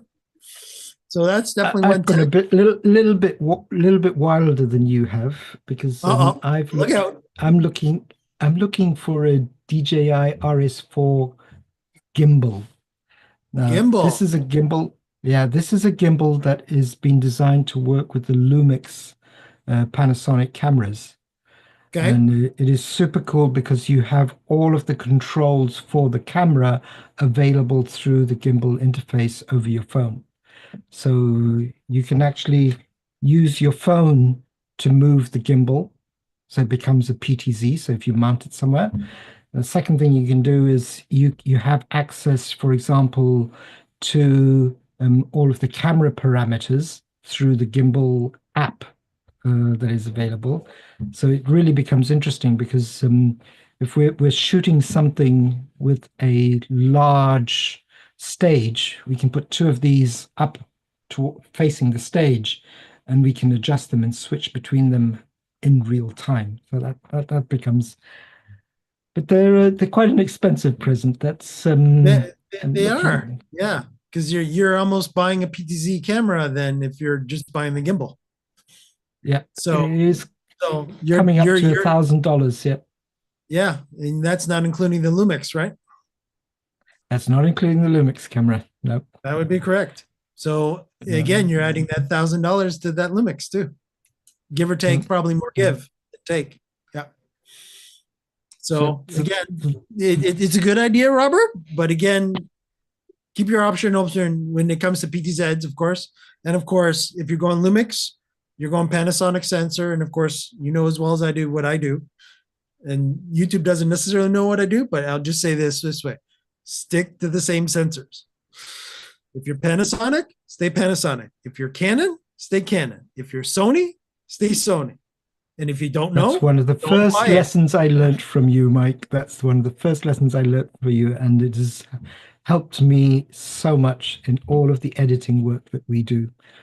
Because we've color grading. Everything. It's those two words: color grading and white level. Yep. So and yes, white level, white balancing. Yes. Yeah, white absolutely. Balancing. So you have saved me many hours of sleep, and my team many hours of sleep by just saying stick to the same sensor. Yeah. Again, if you can, again, with the Lumix, of course, you have the capabilities of having all kinds of different lenses. So that's definitely a great choice.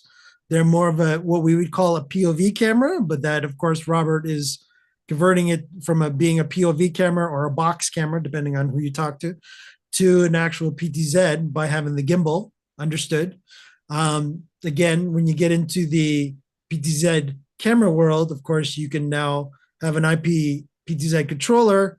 So again, it would just be a matter of getting the cameras onto an IP network and then just having the PTZ controller doing IP, Visco over IP connections, which of course currently are available on Companion.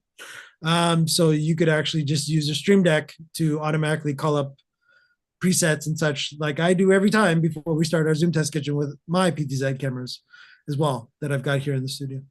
But yes, definitely. And of course, I want to say happy holidays to Dan. our buddy Dan from Dan Huber on YouTube saying hi, joining in. He's sorry he couldn't join us, but he's going to try to join us next week, and that's awesome. And Dan, if you didn't hear earlier, David dropped a breaking news. Local next week here on the Zoom Test Kitchen.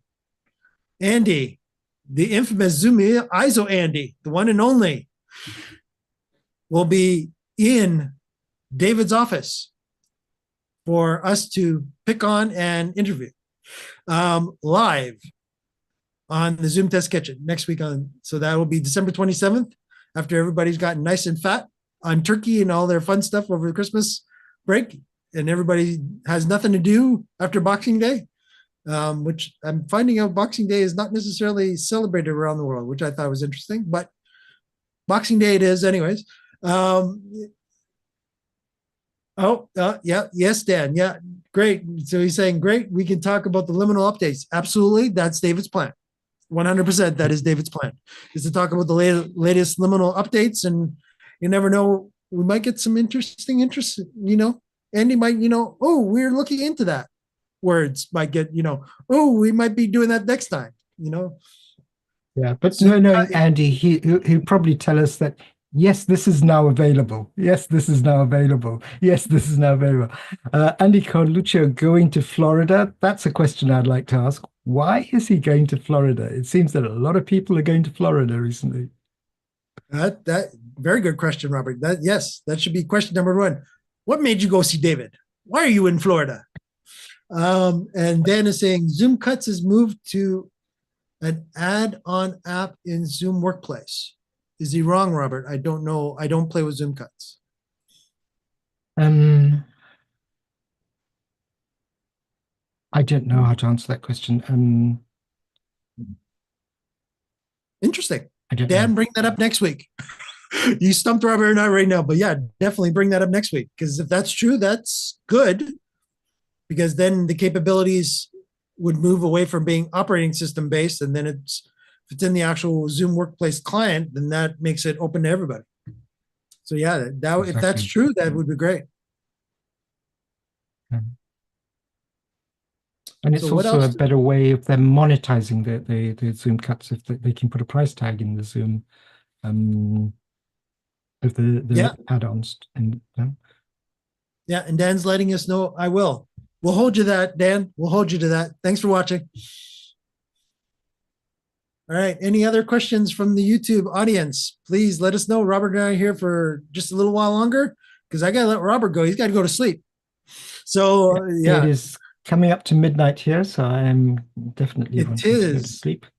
yes. So let's be nice to Robert. Give him one more question. Then we'll all go and have a great holidays, and we'll sign off. So we'll just wait, because Robert, they're 30 seconds behind as usual. So, So I'm but just going to sit here and stare at my gimbal, my DJI RS4 combo, and then dream yeah? of it. If I visualize it long enough, maybe it'll come true. So Robert, were you good this year? That's got to be the question too, though. That's an important question. Does Anna think you're good? Are you on the naughty list? On the naughty list? There's the word. No? We'll soon find out. That's one thing I don't know. Good old Santa. He's the only one that knows. That's very true. Good old Santa. All right. So let me see here. What else can I think of? vMix is still in beta. And Robert, I don't know if you are still dabbling into vMix or not, but the guys, and I say the guys, Heath and the gang at vMix this week actually launched a new high-end 4K 60 based PC that you can now build, and it's available. The configuration is now available on their website. So they finally came up with a multiple capture card 4K 60 based machine. It's using, you're not using desktop. Well, some of it's still desktop parts. It's a hybrid is what I would call it, a hybrid. So it's basically majority of a workstation / server with a little bit of desktop. So the CPU, we're talking, it's using the Xeons. So we're using the W series Xeons, Intels. The RAM is ECC RAM. So again, that's server world. The motherboard itself, server world, workstation / server world type, because again, it has multiple PCI lanes that are capable of handling large 4K 60 PCI capture cards, and they're PCI based, not USB, because don't even go there. And that's my story, and I always stick to it when I'm suggesting vMix machines to people. Capture cards, PCI capture cards, 100%. Because the USB bus will quickly get overloaded like you wouldn't believe. And 9 times out of 10, that is the problem that you'll run into. Is, again, in Robert's case, doing audio, fine. Video, totally different ballgame, because we're talking bandwidth, and especially if we're doing video raw, you're better off to actually then have it go into a physical PCI based type capture card. But that's interesting what you say, because I have moved away from vMix, even though we have a vMix machine that we use sometimes, into Mimo Live on a Mac platform. And the interesting thing about Mimo Live is the challenge I have is completely different from the challenge I have on vMix, because the audio comes in delayed compared to the video. Well, it was always the other way around on the vMix machine. The vMix was taking a lot more time to process, and so as I was having to delay the output of the video to synchronize it with the audio. And on the Mimo Live on the Mac Minis, I've got exactly the opposite situation. It took me a while to get my head around it. You get so used to a pattern of things that when I saw this for the first time, I didn't understand it. I thought there was something broken. Yeah. Right. And again, Robert, that concerns me about Mimo Live, to be honest, because again, that is more difficult to do, is to delay video versus delaying audio. Audio is a lot easier to delay, and that is normal, right? Delaying audio to sync it up to video, that has been done in the broadcast industry for years. So it's always been a problem. I won't say it's a problem. It's not really been a problem. It's been more just the way that everything is orientated. And a lot of it is just the analog to digital, for the most part, that becomes the problem. Because again, if you're the more digital to analog and analog to digital, officially there's your things that are automatically going to knock out of sync just by doing that. But if you're digital to digital, you're fine. If you're analog to analog, you're fine. But as soon as you start going out of the two, it's all that encoder chip. No matter if it's a Dante chip or a PC that's running vMix, that's making sure it's doing that, or even a Mac M1, M2 up to M4 or whatever the latest chip is on there too, it is always going to be that bottleneck no matter what's going on. And even our A10 Mini Pros, as an example, and again, because of the fact of good old HDMI having inherently too that situation too, that's also the problem too. That's why even in the A10 Mini Pro that I'm running today, and I've run for months as I've been here on the Zoom Test Kitchen, I've actually had to delay the audio in there as well, so that I could actually get it back. So it's not abnormal to delay audio to video, but it is absolutely abnormal to delay video to audio, and actually more difficult to get those back into sync again. So yes, definitely I've always used, and again, for the majority of my 20 years in the streaming industry, always PCI cards. They've always been reliable. They've always been good quality.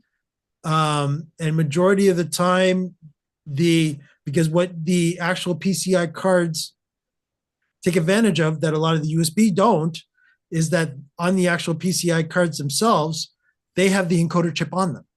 So now you've taken all that horsepower that you need from the CPU. It's been offloaded to the actual PCI card, because before it actually hits the PCI slot, it's done the encoding on the card before it actually goes into something that's even usable for a vMix or insert your favorite software here on the PC. or even Mac for that matter too. But that's sort of built in with the Mac Minis. You've got the encoders as separate chips within the Mac Minis, so Right. that's But pretty again, it's efficient still in that within, time. yeah, but again, it's still within the actual die of the actual CPU, correct? No, it's separate. There's a separate chipset. Oh, okay.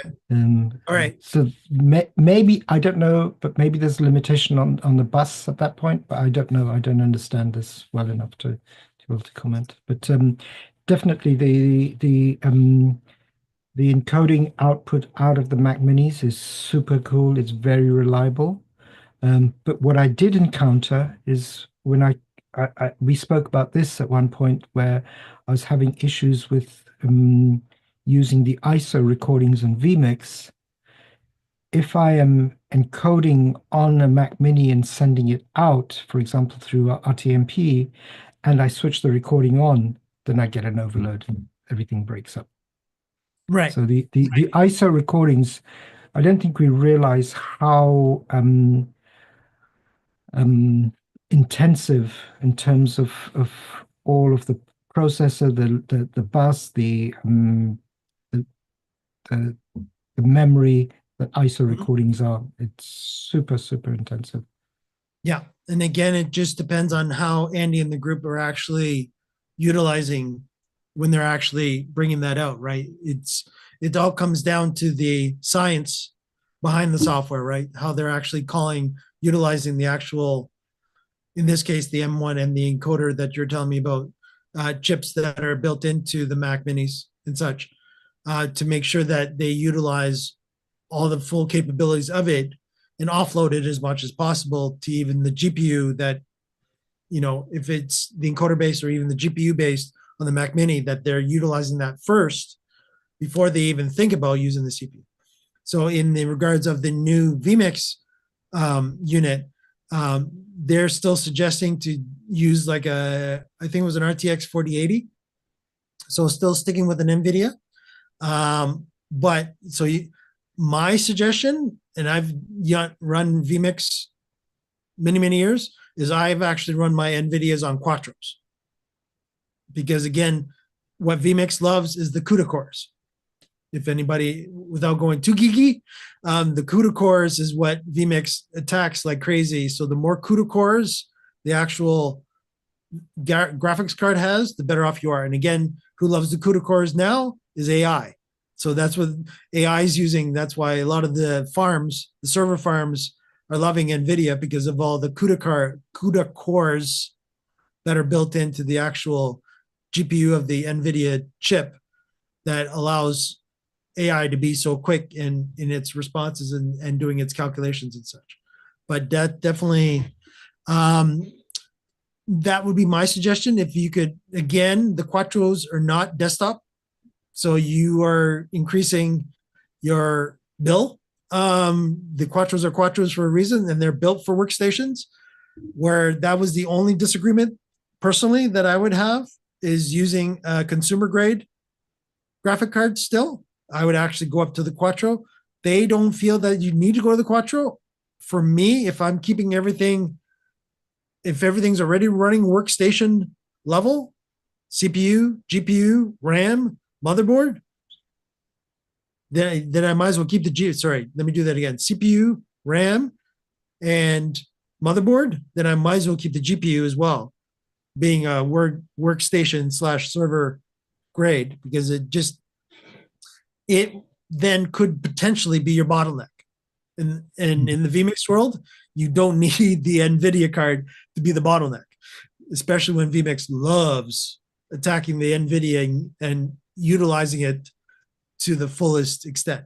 But yeah, it's good that they've actually started to look at going away from the gaming based PC to the workstation / server end. I've known this for a while, and in the vMix community that I used to belong to, that they actually talked about using more of so basically these machines back in the day were actually used for CAD. If you know anything about the type of AutoCAD type drawings and such like that, they really need the CPU and GPU capabilities So basically, getting yourself even a refurbished workstation would actually potentially have more horsepower than a consumer-based gaming machine, just because of the fact that you could actually have not only a single CPU, but a dual CPU. And those CPUs could have multiple cores on them too, where you could easily get up into, nowadays, a lot of the consumer ones have, 8, 16 cores that'll get you up to 32 threads. But that's come down finally from the workstation and server world, where that's been around for years like that on the Xeon processors, right? So, and everybody's quiet and just watching us on YouTube. Look at that, Robert. Who knew? So on that note, I will Okay. let you go, and I'm going to sign off. Mike, and you have a good Christmas, and we'll see you next week with the guys in Florida. with the guys in Florida. That's right. Absolutely. And Robert gets to see me do my funky stinger that he's been missing at the end of the show. So there we go. All right. So don't forget to check us out every Friday at 3 p.m. Thank you, everyone, for joining us this week. Don't forget to like and subscribe to our channel. Yes, I get to say that, Robert, believe it or not, to let YouTube know how much you like our content. And of course, see everyone next week, where David and Andy in person will be available for us. He's going to Florida, guys and gals. And don't forget, that's 3 p.m. Eastern, 12 p.m. Pacific for another edition